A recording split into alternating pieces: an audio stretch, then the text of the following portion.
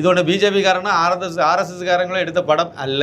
குறிப்பா சங்கி இல்ல. அண்ணாச்சி சொல்லுங்க முதல்ல. ஏன்னா வாழும் காமராஜர் மாதிரி இருக்கீங்க, அதனால நீங்க சொன்னீங்க. ஒரு சாயில காமராஜர் மாதிரியே தான் இருக்காரு. இப்போ என்னோட கருத்துப்படி இந்த மாதிரி படங்கள் நிறைய வரணும். இந்த மதம் மாற்றங்கிறது வியாபாரம் ஆகி போச்சுங்கிறது எல்லாரும் புரிஞ்சுக்கிட்டாங்க இந்துக்கள். இப்போ கத்தோலிக்கர்களை மதம் மாற்றி பெந்தகோஸ்துக்கோ இல்ல சிஎஸ்ஐக்கோ கொண்டு வரணும். ஆனா இயேசுவே மதம் மாத்திட்டாங்க. சுப்பிரமணியபுரத்துல இருந்து ஒரு சர்ச்சும் ஒரு ஸ்கூலும் வந்துருது. ஸ்கூல்ல உள்ள வாத்தியார் வேலைக்காக மாத்துறாங்க. அந்த சர்ச்சு ஃபாதரையே நீங்க திருவள்ளிக்காரரான்னு கேட்கறாங்க. அப்படின்னு அர்த்தம் திருவள்ளிக்காரன் தான் வெவ்வேறு ஊர்ல போய் மதம் மாத்துறான்னு அர்த்தம். அது ஜெபம் பண்ணி அந்த உயிர் இறந்து போச்சுதுன்னா அதுக்கும் காரணம் சொல்லிடுவாங்க. சாத்தான் இல்ல ஈசப்பை எடுத்துக்கிட்டாரு. அந்த மதத்துக்கு மாறின ஒருத்தர் அந்த மதத்துக்கு போயும் அவர் அந்த சாமி ஆடுவார். நம்ம சபாநாயகர் அப்பாவும் அதே தான். எனக்கு அந்த கேரக்டர் தான் ஞாபகம் வந்துச்சு.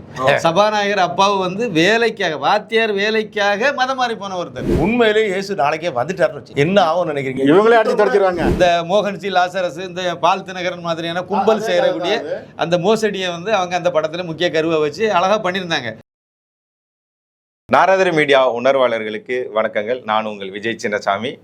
இன்று நம்ம கூட பல விருந்தினர்கள் கலந்துருக்காங்க. நம்ம பல தலைப்புகளில் பல விவாதங்கள் பேச போகிறோம். ஜி, நம்ம ஒருத்தங்க அறிமுகப்படுத்தி. உங்களுக்கு எல்லாம் நல்லா தெரிஞ்ச நான் தான் சின்னப்பா கணேசன். வணக்கம். வணக்கம் முரளிராம்.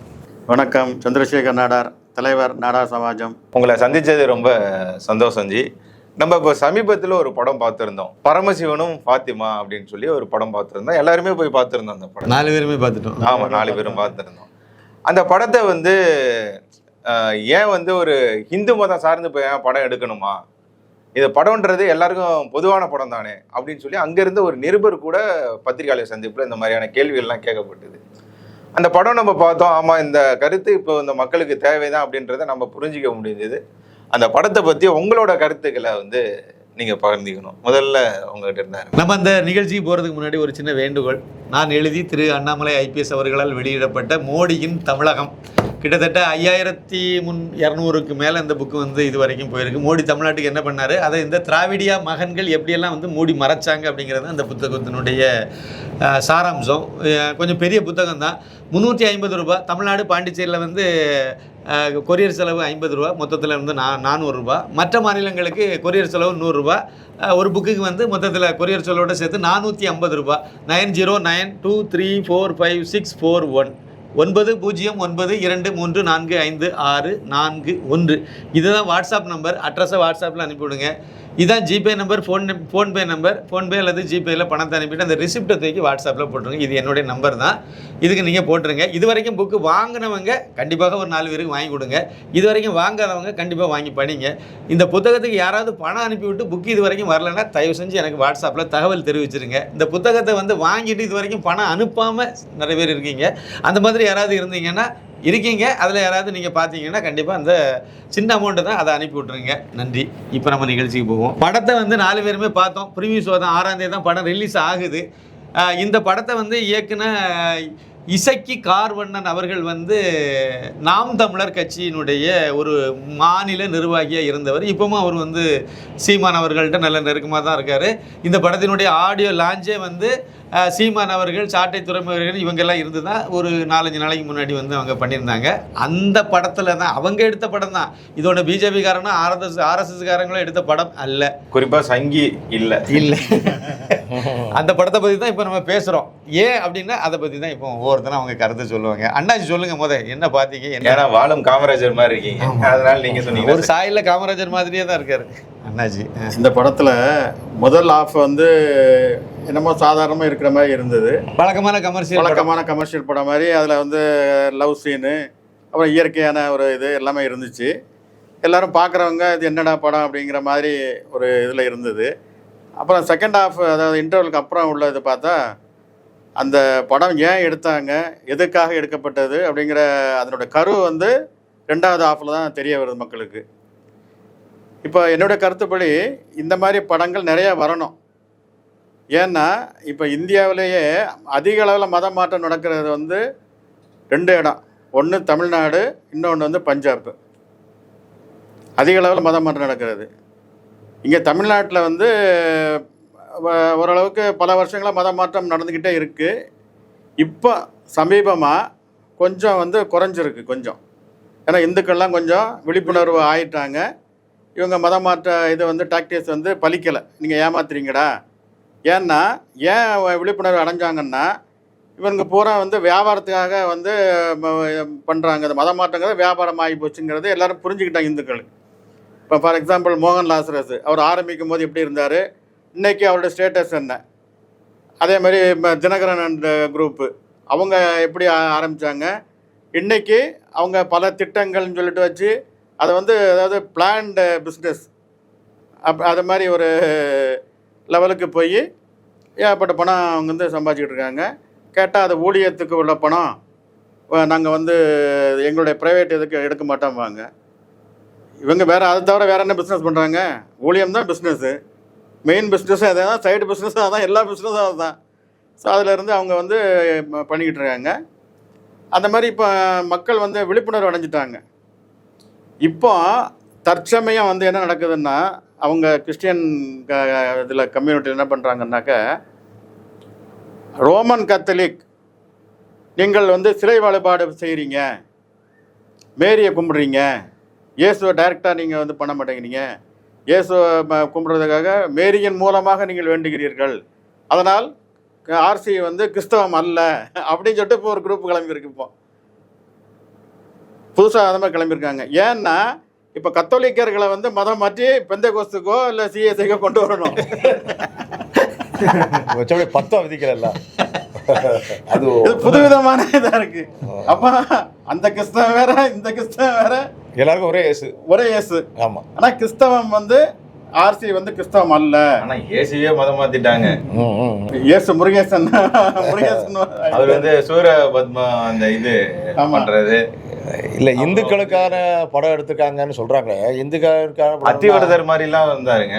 இல்லைங்க, திருவிளையாடல், இந்த கந்தன் கருணை அந்த மாதிரிலாம் இல்லை. இதுல லவ் அந்த அதாவது இது மதம் மாற்றம் வந்து தேசிய அபாயம் அப்படிங்கிறதுக்குள்ள எடுத்துக்காட்டா இது ஒரு இந்து கிராமம் தான் சுப்பிரமணியபுரம்ட்டு. அந்த காலத்தில் யோகாபுரம்லாம் கேக்காபுரம்லாம் ஒன்றும் கிடையாது. அங்கே ஒரு கிராமம்னா இந்து கிராமம் தான். இந்த நாடே இந்துக்களுடைய பூமி. இங்கே வந்து வெள்ளைக்காரன் கடல் ஓடி வந்தால் திண்டுக்கல் மாவட்டம்னு அதில் குறிப்பிட்டதுனால ஏதாவது காரணம்? வெள்ளைக்காரன் மலை மேலே உட்காந்துருந்தா தான் அவனுக்கு கிளைமேட் ஒத்து வரும். கீழே இருந்தான்னா அவன் பொறிஞ்சி சுண்ணு செத்துப்பான். அதனால தான் அவனுடைய பங்களாலாம் பார்த்தீங்கன்னா மாஞ்சோல் எஸ்டேட்டில் மேலே இருக்கும். கொடைக்கானல், ஊட்டி இங்கே தான் இருந்தாலும் பிழைப்பான். அந்த மே மாதம் இதிலெல்லாம் வந்து கீழே மழை காலத்தில் வேணா வருவாங்க. கொஞ்சம் தசு புசுன்னு 2 பேச்சு புதுசாக 2 சுருட்டை கூப்பு நோடிப்பா பிராய்லர் கோழி மாதிரி அவன் அங்கே இருந்தாலும். அதனால் அங்கே இருந்துக்கிட்டு இது பண்ணுறான். இல்லை, பேசிக்கே பார்த்தீங்கன்னா சுப்பிரமணியபுரம் தான். சுப்பிரமணியபுரத்துலேருந்து ஒரு சர்ச்சும் ஒரு ஸ்கூலும் வந்துடுது. ஸ்கூலில் உள்ள வாத்தியார் வேலைக்காக மாற்றுறானுங்க. வாத்தியார் மட்டும்தான் பொருளாதார ரீதியாக மேலே வர்றாரு. மீதி எல்லாம் சர்ச்சையில் அந்த ஃபாதர் சொன்னதோடைய இதுதான். அந்த சர்ச்சு ஃபாதரையே நீங்கள் திருவல்லிக்காரரான்னு கேட்குறாங்க. அப்படின்னு அர்த்தம் திருவல்லிக்காரன் தான் வெவ்வேறு ஊரில் போய் மதம் மாத்திரான்னு அர்த்தம். உண்மையா இல்லையா? கிட்டத்தட்ட திருவள்ளி பாஷை தான் பேசுவார் அவர். அது திண்டுக்கல் மாவட்டம்னு வர காட்டுறாங்க. அப்போ திருவல்லிக்காரன் தான் உட்காந்துருக்க இருக்கிறதுலே மோசமானவன் நினைக்கிறேன். நம்மளும் அந்த ஊரில் அப்படி இல்லை. இது நீங்கள் சொல்கிற கரெக்டு தான். அதாவது திருநெல்வேலி வந்து அப்புறம் தான் ஃபஸ்ட்டு மதம் மாற்றதில் வந்து பாஸ்டர்கள் ஆனது என்னென்னா கன்னியாகுமரி மாவட்டம். இன்றைக்கி இந்தியாவில் எந்த இடத்துக்குள்ள போயிருந்தாலும் சரி, ஃபார் எக்ஸாம்பிள் கல்கட்டாவில் நான் ஒரு வாட்டி போயிருக்கும்போது ஒரு சின்ன குழந்த ஸ்கூலுக்கு போகிற குழந்த வருது. அப்போ நான் சும்மா கூப்பிட்டு பேசுகிறேன், என்னப்பா எந்த ஸ்டாண்டர்ட் படிக்கிறேன்னா அது வந்து செகண்ட் ஸ்டாண்டர்ட்னா படிக்குதுன்னு சொன்னிச்சு. அப்போ உங்கள் பிரின்சிபல் யாருன்னு கேட்டாக்க அது சொல்லுது, her name is Nancy, she is from Kanyakumari. அண்ணாச்சி இங்கிலீஷில் பேசினா தான் படித்தவன். ஆமாம், பேண்ட்டு போட்டிருந்தா தான் அவர் உண்மையை பேசுவார். இந்த மாதிரிலாம் நம்ம பாமர ஜனங்கள் இருக்கிற வரைக்கும் இந்த மாதிரி தான் அவங்க கட்டமைச்சாங்க. இந்துக்கள் மத்தியில் வந்து நீங்கள் வந்து கும்பிடுற சாமி சாத்தான் பிசாசு, அதை கும்பிடக்கூடாது, கையில் கயிறு கட்டக்கூடாது, நெத்தியில் விபூதி வைக்கக்கூடாது. இதெல்லாம் அவங்க சின்ன பிள்ளைகள் ஸ்கூலுக்கு போகக்கூடிய பிள்ளைகிட்டே சொல்லி இப்போ கன்னியாகுமரியில் என்ன சொல்லுவாங்கன்னு நினைக்கிறீங்க? இப்போ தான் கொஞ்சம் குறைஞ்சி. இப்போ இது இப்போ சொன்னோட ஒரு ஞாபகம் வருது. இப்போ ஒரு வாரத்துக்கு முன்னாடி 4 நாளைக்கு முன்னாடியே வச்சுக்கிடுவோமே, அந்த ஆள் வந்து பாஸ்டராக இருக்கானா. அவன் வந்து அவனுடைய பிள்ளைகளை வந்து இந்த பிள்ளைகிட்ட விளையாடக்கூடாதான். வெளியில் போகும்போது வீட்டுக்குள்ள வச்சு பூட்டிட்டு போயிடுவானா. கன்னியாகுமரி மாவட்டத்தில் முதுகில் அடிச்சு ஒரு மிருகம் ஸ்கிப்பிங் கயிறை வச்சு அடிச்சிருக்கான். சாத்தான் வந்து அது பிள்ளைகளை உடம்புல மண்டையில தான் இருந்திருக்கு. அவன் மண்டையில சாத்தான் இருந்திருக்கு. அப்போ கர்த்தருக்கு தான் சாத்தான் இருக்கும். இல்லை, இவனை மாதிரி ஆட்கள் வந்து பிரசங்கம் பண்ணி அதையும் 4 பேர் கேட்டுட்டு அவன் சொல்கிறத உண்மைன்னு நம்பி அவனுக்கு காணிக்க தசமபாகம் கொடுத்து அவனே வாழ வச்சுக்கிட்டு இருக்க ஜனங்களை இவன் பைத்தியமா இல்லை இந்த கேட்டுக்கிட்டு இருக்க ஜனங்கள் பைத்தியமா? அண்ணாச்சி, இந்த ஹாஸ்பிட்டல்லாம் மோஸ்ட்லி இந்த கிறிஸ்டியன்ஸ் வச்சு நடத்துகிறாங்கல்ல, அங்கெல்லாம் லேடிஸ் வந்து டெலிவரி வார்டு வந்து இது வச்சுருப்பாங்க. அந்த டெலிவரி அப்புறம் இது வரும்போது தான் அப்படியே ஒரு பைபிளை தூக்கிட்டு வருவாங்க. கர்த்தாவே, இந்த 2 குழந்தைகளும் உயிரை நீர் காப்பாற்ற ஏசப்பா ஏசப்பான்னு சொல்லி இப்போ உனக்கு பிள்ளை பிறந்துடும். உடனே பிள்ளை தன்னாலே பிறந்துடும். இயேசு உனக்கு ஒரு குழந்தைய கொடுத்துட்டாரு. இப்படி மதம் மாத்திர கொஸ்டின் இருக்கு. அதாவது ஒரு பெரிய பல்வேறு டெக்னிக் யூஸ் பண்ணுவாங்க.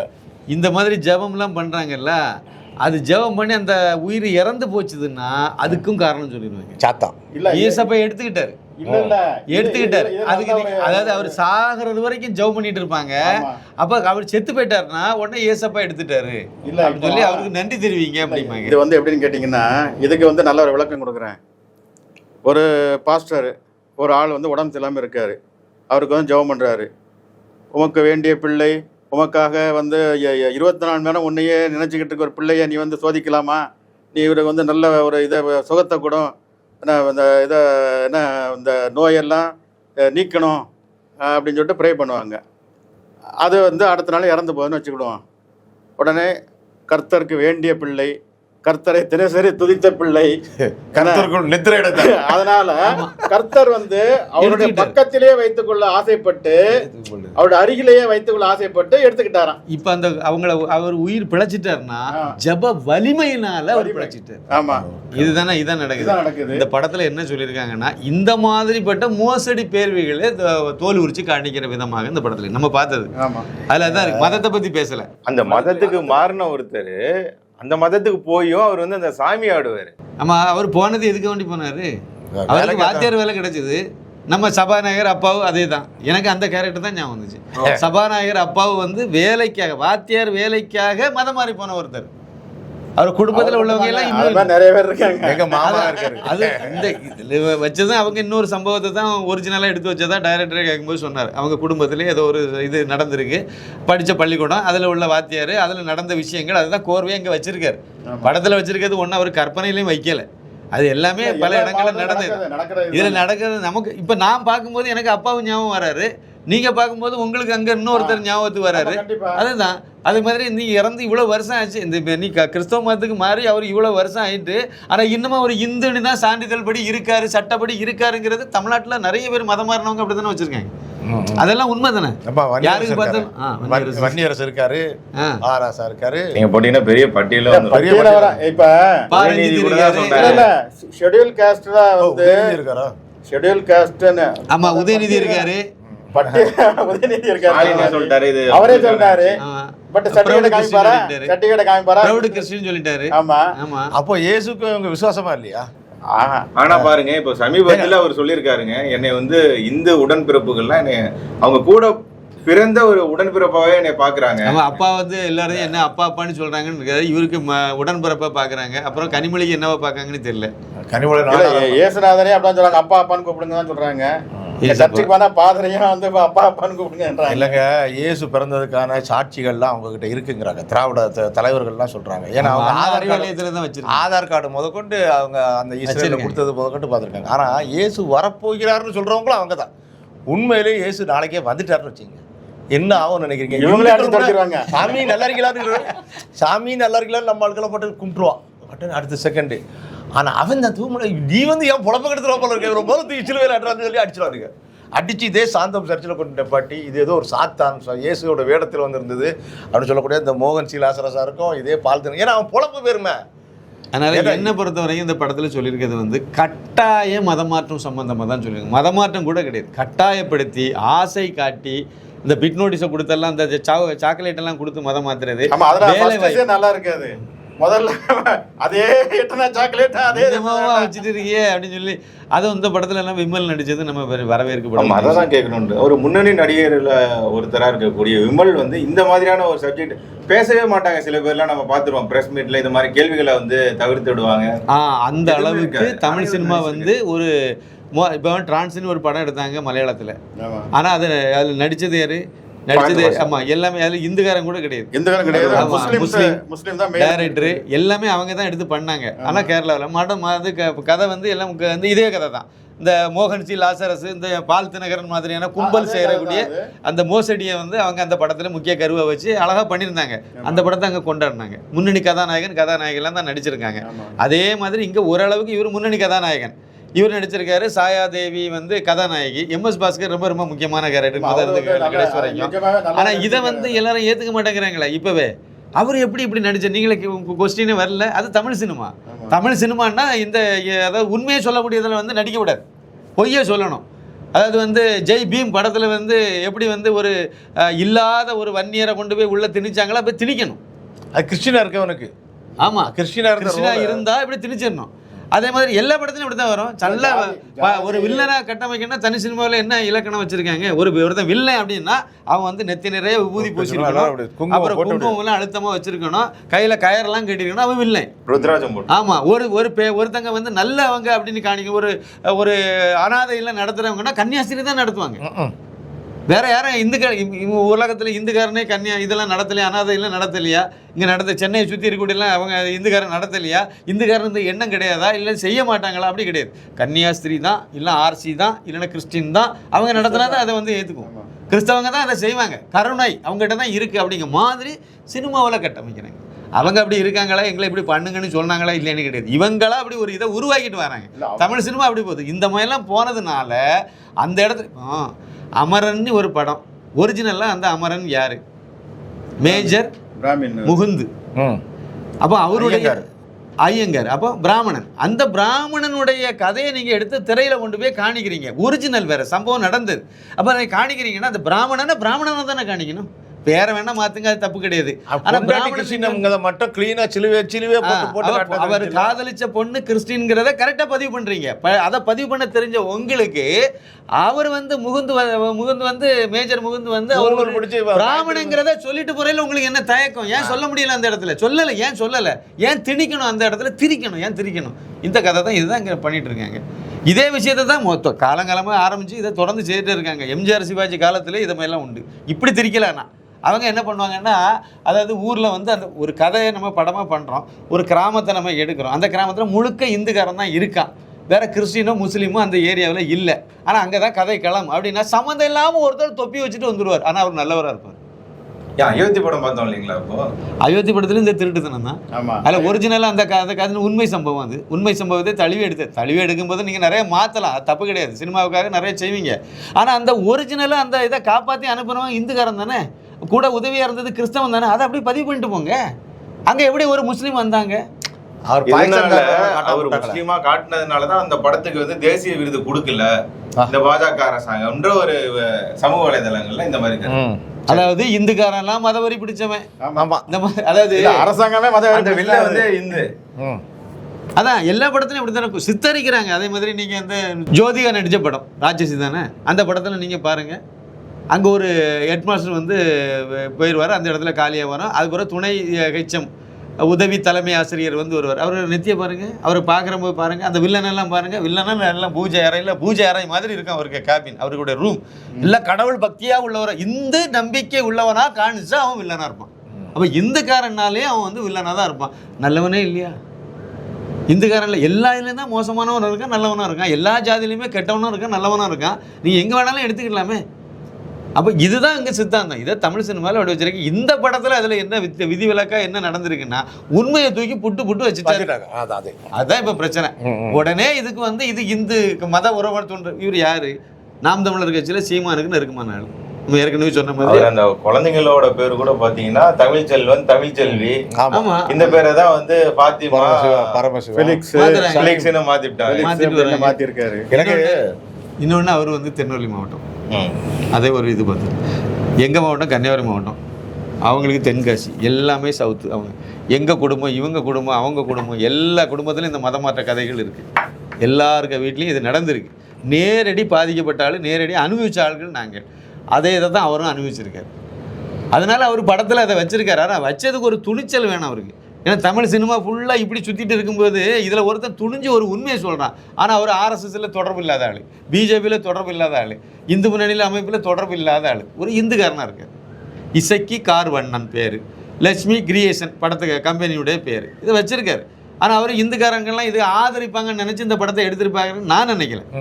அவர் ஊரில் நடந்தது இந்த விஷயத்தை நம்ம எடுத்து படமாக பண்ணுவேன்னு சொல்லிட்டு அவர் பண்ணியிருக்காரு. ஒரு படைப்பாளிக்கு இந்த உரிமை கூட கிடையாது. அவர் செய்ததில் ஏதாவது தப்பு இருந்ததுன்னா ஷூட்டிங் காணிங்க, அதுக்கு ஷூட்டிங் நம்ம தான் படத்தை பார்த்துக்கிட்டோம். தப்பு இருக்குது, இவர் இல்லாததை வந்து இங்கே திணிச்சிட்டாரு, தேவை இல்லாமல். அதாவது இந்த படத்தை அந்த நேரத்தை கேட்ட ரிப்போர்ட்டர் இதுதான். நீங்கள் வந்து இதை சொல்கிறதுனால வந்து அது வந்து ஒரு மத வெறியை வந்து தூண்டிடும். இதில் என்ன மத வெறியை தூண்டும்? மதத்தை பற்றியே பேசலையே. இது வந்து பைபிளில் சொல்லியிருக்கிறது இது தப்பு, குரானில் சொல்லியிருக்கிறது இது தப்பு, பகவத்கீதையில் சொல்லியிருக்கு இதுதான் சரி, அப்படி எதாவது சொன்னாரோ? எதுவுமே சொல்லலையே. கிறிஸ்தவங்கிற கதையில் கூட போகலை. மத மாற்றத்தை எப்படி பண்ணுறாங்க? இந்த ஊரில் இருக்குன்னா அந்த ஊரில் வந்து நீங்கள் அந்நியர்கள் வராதன்னு போட்டு வச்சு அங்கே சாத்தான்கள் வரா. சாத்தான் யார்? எங்கள் ஊரில் இந்த மாதிரி ஒரு இதை பண்ணிட்டு இருப்பாங்க. எங்கள் ஊரில் இருக்கிறது மொத்தம் இந்துக்காரன் கிறிஸ்தவன் தான். அது இன்னும் சொல்ல போனால் கிறிஸ்தவனில் மதம் மாறினாலும் 1-2 குடும்பம் மட்டும்தான் வந்து ஆர்சி, பாக்கி எல்லாம் சிஎஸ்ஐ தான். தோப்பூரில் ஆர்சி சர்ச்சே கிடையாது எங்கள் ஊரில். எங்கள் ஊருக்கு மாறவரம் தோப்பூர், அதில் வந்து சிஎஸ்ஐ சர்ச்சு தான் இருக்குது. இப்போ அங்கே வந்து எங்கே இருந்தாவது ஏதாவது ஒரு பொம்பளைகள் மதம் மாற்றி எதுக்கோ ஒன்றுக்கு மதம் மாதிரி போயிருக்கும், அதை கூட்டிகிட்டு வருவாங்க. கூட்டி கொண்டு விட்டு ஞாயிற்றுக்கிழமை அன்னைக்கு சர்ச்சில் நல்ல பழைய இதில் வந்து நான் இளைஞராக இருக்கும்போது குழாய் உண்டு அனுமதி, அப்போ அதை வச்சு விட்ருவாங்க. அது ஊர் ஃபுல்லாக பக்கத்து ஊர் வரைக்கும் அது கேட்கும். இது வந்து இங்கே வந்து ஜெபம் கடைசியில் எல்லாம் பேசி முடிச்சுட்டு செய்தியெல்லாம் சொல்லுவாங்க. நான் இப்படி இந்த இதில் மதம் மாறினேன், நான் மதம் மாறின பிறகு இப்படியெல்லாம் இருக்கேன். இன்றைக்கி வரைக்கும் நம்புகிறாங்களே மதம் மாறினவங்கலாம் நல்லா இருக்கு. இந்துவாக இருந்து கிறிஸ்தவனை மதம் மாறினால தான் அப்பாவுக்கு வந்து சபாநாயகர் பதவி கிடச்சிது. அவருக்கு மகளுக்கு ஏன் கிடைக்கல? அவங்க மக என்னவா இருக்குன்னு யாருக்காவது தெரியுமா? ஏன் வரல? இவருக்கு சபாநாயகர்னா அது முதலமைச்சராக இருக்கணுமோ, ஏன் ஆகலை? அது ஆயிருக்கணும்ல. ஆமாம். ஆனால் வந்து இவங்க ஒரு துணை முதலமைச்சர், நான் ப்ரௌடு கிறிஸ்டின் சொல்கிறாரு, அதனால் அவருக்கு துணை முதலமைச்சர் கிடைச்சாரு. அவங்க அப்பா சர்டிஃபிகேட் படி அவர் இன்னமும் இந்துவாக தான் இருக்கார், அதனால தான் அவருக்கு முதலமைச்சராக இருக்காரோ? நீங்கள் அப்படி எடுத்து பார்க்கலாமே. எல்லா மதத்துலையும் ஏழைகள் இருக்காங்க. ஏழைகளை அந்த ஏழ்மையை பயன்படுத்தி மதம் மாற்றினது, வேலை இல்லாதவனை வேலை இல்லைங்கிறத பயன்படுத்தி மதம் மாற்றினது, பொண்டாட்டி கிடைக்காதவனுக்கு கல்யாணம் பண்ணதுக்கு பொண்ணு கிடைக்கலன்னா அதுக்கு ஒரு பொண்ணை கொடுத்து மதம் மாற்றுறது எவ்வளோ பெரிய அயோக்கியத்தனம் இது. இதை அவ்வளோதையும் செஞ்சு வச்சுவிட்டு இங்கே வந்து நாங்கள் வந்து இதை பண்ணுறோம் அதை பண்ண, இதை தான் படத்தில் காணிக்கிறாரு. இப்போ என்ன சொல்ல வரேன்னா, எங்கள் ஊரில் இருக்குது இந்துவும் கிறிஸ்டினும் தான் இருக்கும். இதில் வந்து எங்கேருந்தோ கொண்டு வந்தால் பொம்பளை வந்து அது வந்து ஏதாவது ஒன்று இப்போ சொல்லி நாங்கள் வந்து இதெல்லாம் மதம் மாறினா இப்படி ஆனால் இப்படியா எல்லாம் சொல்லிடும். கடைசியில் என்ன தெரியுமா பண்ணுவாங்க? ஜெபம் பண்ணுவாங்க. பிசாசை வழிபடுகிறவர்களுக்காக ஜெபிக்கிறோம் ஆண்டவர்னு சொல்லுவாங்க. அங்கே யார் இருக்கு? எங்கள் ஊரில் இருக்க ஒன்று இந்துக்காரன், ஒன்று கிறிஸ்தவன், 2 பேர் தான் இருக்கும். நீங்கள் இயேசுவை வழிபடுறீங்க, அப்போ உங்களை பொறுத்த வரைக்கும் பிசாசை வழிபடுறவன் யார்? இந்துக்காரன் தானே. அவருக்கு வேண்டி நீ என்ன புண்ணாக்கு அங்கே ஜெபம் பண்ணணும், எதுக்கு ஜெபிக்கணும், உன்னை எவனா கேட்டோமா நாங்கள்? அப்போ இதுதானே தேவையில்லாத வேலை. இதை தான் நாங்கள் கேட்டோம். இதெல்லாம் உனக்கு தேவையா இது? அப்போ இதை கேட்கும்போது தான் அங்கே ஊரில் வந்து பிரச்சனை. அது உடனே இந்துக்காரன்லாம் வந்து மதவரி பிடிச்சவங்க. என்ன மதவரி பிடிச்சவங்க இல்லை நாங்கள்? நீ செய்தது தப்பு தானே, கூட்டிகிட்டு வரீங்க. உங்கள் சமுதாயத்தில் உள்ளவங்களை நீங்கள் சொல்லுங்கள். அங்கங்கே பிட் நோட்டீஸ் கொடுத்து ஊரில் கந்த சஷ்டி விழா நடக்கும் ஐயா. எங்கள் ஊரில் வந்து அது பெரிய முருகன் கோயில் இருக்குது, மருங்கூர் திருமலை அருள்மிகு சுப்பிரமணிய சாமி திருக்கோயில் இருக்குது, எங்கள் ஊரில் தான் இருக்குது. அது குமாரபுரம் தோப்பு. இங்கே வந்து வருஷம் வந்து கந்த சஷ்டி எல்லா இடமும் முருகனுக்கு நடக்கிற மாதிரி அங்கேயும் கந்த சஷ்டி திருவிழா ரொம்ப சிறப்பாக இருக்கும். பெரிய 36 அடி உயரத்துக்கு முருகன் இந்த சூரபத்மம்லாம் கட்டி வருஷம் கட்டுவாங்க. தலை இந்த மாதிரி குறிப்பிட்டது மட்டும் எரிக்காமல் வச்சுருவாங்க, மிச்சதெல்லாம் கட்டி அதில் எரிச்சிருவாங்க. இந்த மாதிரி வருஷம் நடக்கும். இந்த கூட்டத்துக்குள்ள அவ்வளோ பேர் இது பக்தர்கள் தான். அங்கே போய் இயேசு அழைக்கிறான்னு பிட் நோட்டீஸ் கொடுத்தா எப்படி பார்த்துட்டு இருப்பாங்க? பிடிச்சி போலீஸுக்காரன் ஒன்றும் நாங்கள் செய்யலை, பெருசாக கடுமையானலாம் ஒன்றும் பண்ணல. எங்கள் ஊர் பையனை சின்ன பையன்கிட்ட கொடுத்து அனுப்பிட்டாங்க. கொடுத்தா அப்படியே பிடிச்சிட்டு போனால் நேராக போலீஸுக்காரங்க கொடுத்து உட்கார வைங்க அப்படின்னு உட்கார வச்சுட்டாங்க போலீஸுக்காரங்க. வேறு ஒன்றும் செய்யலை, வேறு ஒன்றுமே பண்ணல. அது வரை பதறிட்டு வந்தாங்க. அவன் கொடுத்தவெல்லாம் ஓடி போயிட்டான். இந்த படத்தில் உங்களுக்கு பிடிச்ச காட்சி எது? நீங்க மாரியம்மை வந்து உள்ள வச்சுட்டு போயிட்டீங்க, அதுதான் நாங்கள் மேரியம்மா அப்படின்னு ஒரு ஃபாதரே சொல்றாரு. ஃபாதரே வந்து எப்பா கட்டும்போது நாங்கள் மேரியம்மைக்கு சர்ச்சு கட்டோம்ப்பா, அவங்க கூட மாரியம்மன் சிலை கூட வந்து வச்சுட்டான். அப்புறம் என்ன பண்ணி வேற வழி இல்லாம நாங்கள் மேரியம்மான்னு சொல்லி ஓட்டிட்டு மாரியம்மை மேரியம்மை. அண்ணாச்சி உங்களுக்கு அந்த சரி, இதில் ஒரு பையனை சொல்லிடுறேன். இந்த மாரியம்மை மேரியம்மை கதையில் வேளாங்கண்ணியில் என்னவா இருந்துச்சுன்னு சொல்கிறாங்க. வேளாங்கண்ணின்றது வேளாங்கண்ணி மாதாவுக்கான ஒரு ஸ்தலமா இப்போ இருக்கு. முதல்ல அதில் என்ன கோயில் இருந்துச்சு? வேல்வெளி அம்மனா இருந்துச்சுல்ல. அப்போ அதுதானே உண்மை. அப்போ அதை சொல்லும் போது அதை ஏன் சொல்றீங்கன்னு கேட்டிங்கன்னா, கிடுக்கு படத்தில் அதை சொல்லியிருப்பார். சென்சார்லாம் முடிச்சு தான் வெளியே வந்துச்சு. அப்போ வேளாங்கண்ணியினுடைய வரலாறு நீங்கள் நோண்டுனீங்கன்னா அங்கே இந்த சாமி தான் இருந்துச்சுங்கிற உண்மையை நீங்கள் படத்தில் காணிச்சிங்கன்னா மதவரியை தூண்டிட்டானா உண்மை தானே. அதில் என்ன உண்மையை சொல்லக்கூடாது. ஆமாம், நீங்கள் வந்து அப்பாவை வந்து இந்துக்காரனாக இருந்து வேலைக்கு வேண்டி மதம் மாறினவர் அப்படி நம்ம சொன்னோம்னா அதை எப்படி நீ சொல்கிற அப்படின்னு கேட்டால் இதில் என்ன தெரியுது? அவருக்கு விருப்பம், அது மதம் விருப்பம்தான். பைபிளை குரானை இன்னைக்கு கூட அந்த ஆள்கிட்ட பைபிளை ஒழுங்காக கேட்க சொல்லுங்கள். மத்தேயு, நான் இப்போ கேட்க சொல்கிறேன், புதிய ஏற்பாடு மத்தேயு 23வது அதிகாரம் 15வது வசனம், அவரை சொல்லுங்க. நான் இப்போ சொல்லிடுவேன், அது வேற. அது தெரியாது இல்ல, அது தெரிஞ்சு கேளுங்க. அப்போ அது இல்லைல்ல, அப்போ உங்களுக்கு பைபிளை படித்தேன், பகவத்கீதையை படித்தேன், ரிக் யஜூர் சாம அதர்வன வேதங்கள் எல்லாம் படித்தேன், எல்லாம் படித்து பார்த்தேன், குரானையும் படித்தேன். எல்லாம் படித்தாலே எனக்கு சித்தாந்த ரீதியாக எனக்கு வந்து கிறிஸ்தவமாக தான் பிடிச்சிருக்கு. அதனால நான் போகிறேன்னா யாரும் தடுக்க போகிறது இல்லையே. அவர் ஒரு தூண்டில் போடுறாங்க, கிறிஸ்தவ ஒரு அந்த சர்ச்சில் இருந்து ஒரு தூண்டில் போடுறாங்க, கிறிஸ்தவங்க மதமாற்ற கும்பல், மத வெறி கும்பல் ஒரு தூண்டில் விதிக்குது, வலை விதிக்குது. இந்த ஆள் ஒருத்தர் படித்தவன் இருக்கான், படித்தவனை டார்கெட் பண்ணுவாங்க, வசதி உள்ளவனை டார்கெட் பண்ணுவாங்க, சினிமா துறையில் வேணா நுழைஞ்சு கொஞ்சம் பிரபலமாக வரான்னா எந்த துறையிலையும் பிரபலம் அப்படின்னா டார்கெட் பண்ணுவாங்க. அதெல்லாம் தாண்டி தான் இப்போவும் இந்துக்காரனில் பிரபலமாக இருக்கக்கூடியவங்க எல்லாருமே இருந்துட்டு இருக்காங்க. இது எல்லா ஊர்லேயும் நடக்கும், நான் உட்பட. எங்கள் ஊரில் கொஞ்சம் படித்து என் குடும்பத்தில் நான் மேலே வாரேன்னு சொன்னோன்னே எனக்கு தூண்டில் விதிச்சாங்க. கமலஹாசனுக்கு பண்ண மாதிரியா எனக்கு விதிச்சாங்க.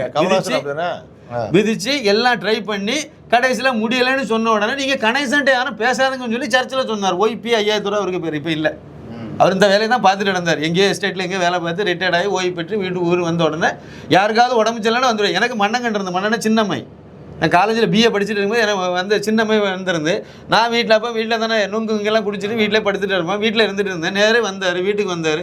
சரி, ஒரு ஆள் வேற வரும்போது நீ வெளியே போனேன்னு சொல்லுவான்.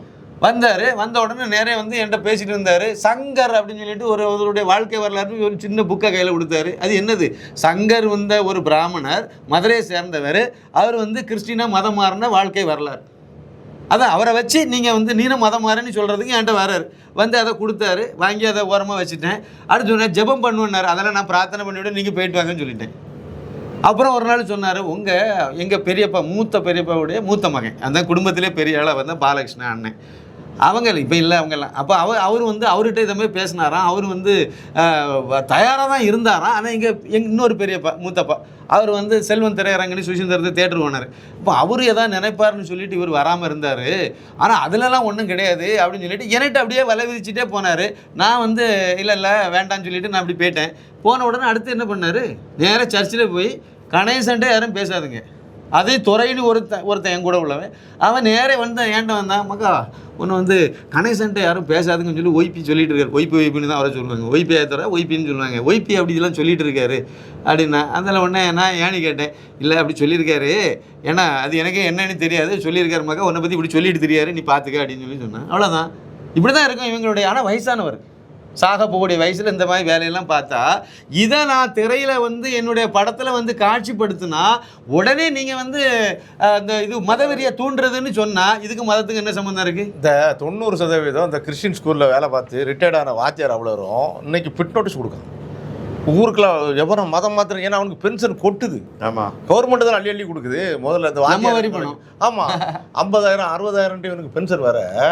கையங்காலம் சுற்றி பார்க்க முடியாது. ஏசப்ப எங்கிட்டான்ட்டு ஏசப்பேன்ட்டு எழுது. நானே சொல்கிறேன், அவங்க ஒரு 2 வீலரோ ஒரு காரோ வச்சுக்கிட்டு அவன் அறியாமலே பின்னால் ஒரு சிலுவையை போட்டு 4 வசனத்தை எழுதலைன்னா அந்த வண்டி போகாதே நினச்சிக்கிடுவாங்க. நான் கூட சொல்லுவேன், கக்கு சொல்லும்போது முதுகில் சிலுவைன்னு போட்டு வரைஞ்சிக்கிட்டு தானே உட்கார வைக்கலடான்னு நான் முன்னாலே கேட்பேன்.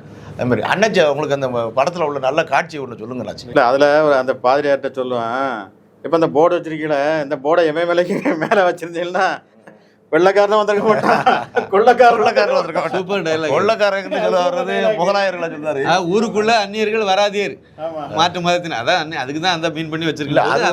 அருமையான டாபிக் இது. அவர் சொன்னது வந்து இது வந்து அப்போ தெற்க வந்து இந்த பெருமாள் நாடார் ஊரோ ஏதோ ஒரு ஊர்ல இருக்கு. ஒரு ஊர்ல ஆலங்குளம் பக்கத்துல கூட இந்த மாதிரியான அழுத்தமான டைலாக் சொல்லாத இடத்துல பாதிரியாரா இருந்த சொல்லிட்டு இருப்பேன். ஆமா, MS பாஸ்கர். ஆனா MS பாஸ்கர் மாதிரி ஒரு பாதிரியார் நிஜமாவே இருந்தாருன்னா யாரும் அதிக மதம் மாதிரி போகும்.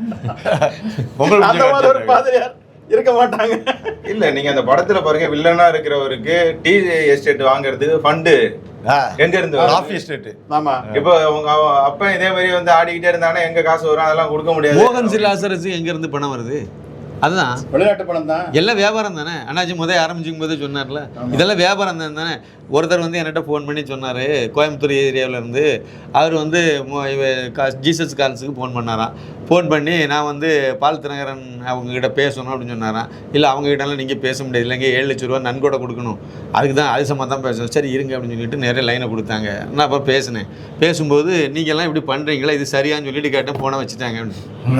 நீங்கள் ஜெபம் பண்ணால் இதெல்லாம் நடக்கும்னு சொல்கிறாங்களா, உண்மையிலே நடக்குமான்னு சொல்லி கேட்டேன். ஃபோனை வச்சுட்டாங்க. பணம் கொடுக்கல, சரி செக் கொடுத்தாங்க. அப்போ நீங்கள் 7 லட்ச ரூபா செக்கு தாரேன்னு சொன்னதுனால நீங்கள் லைன் கொடுக்குறீங்க, இவ்வளோதான் முடிஞ்சு போச்சு. எங்கள் ஊருக்கு பக்கத்தூர் இதுன்னு சொல்லிடுறேன். எங்கள் ஊர் பக்கத்தூர் ராஜாவூர் ஆர்சி கிறிஸ்டின்.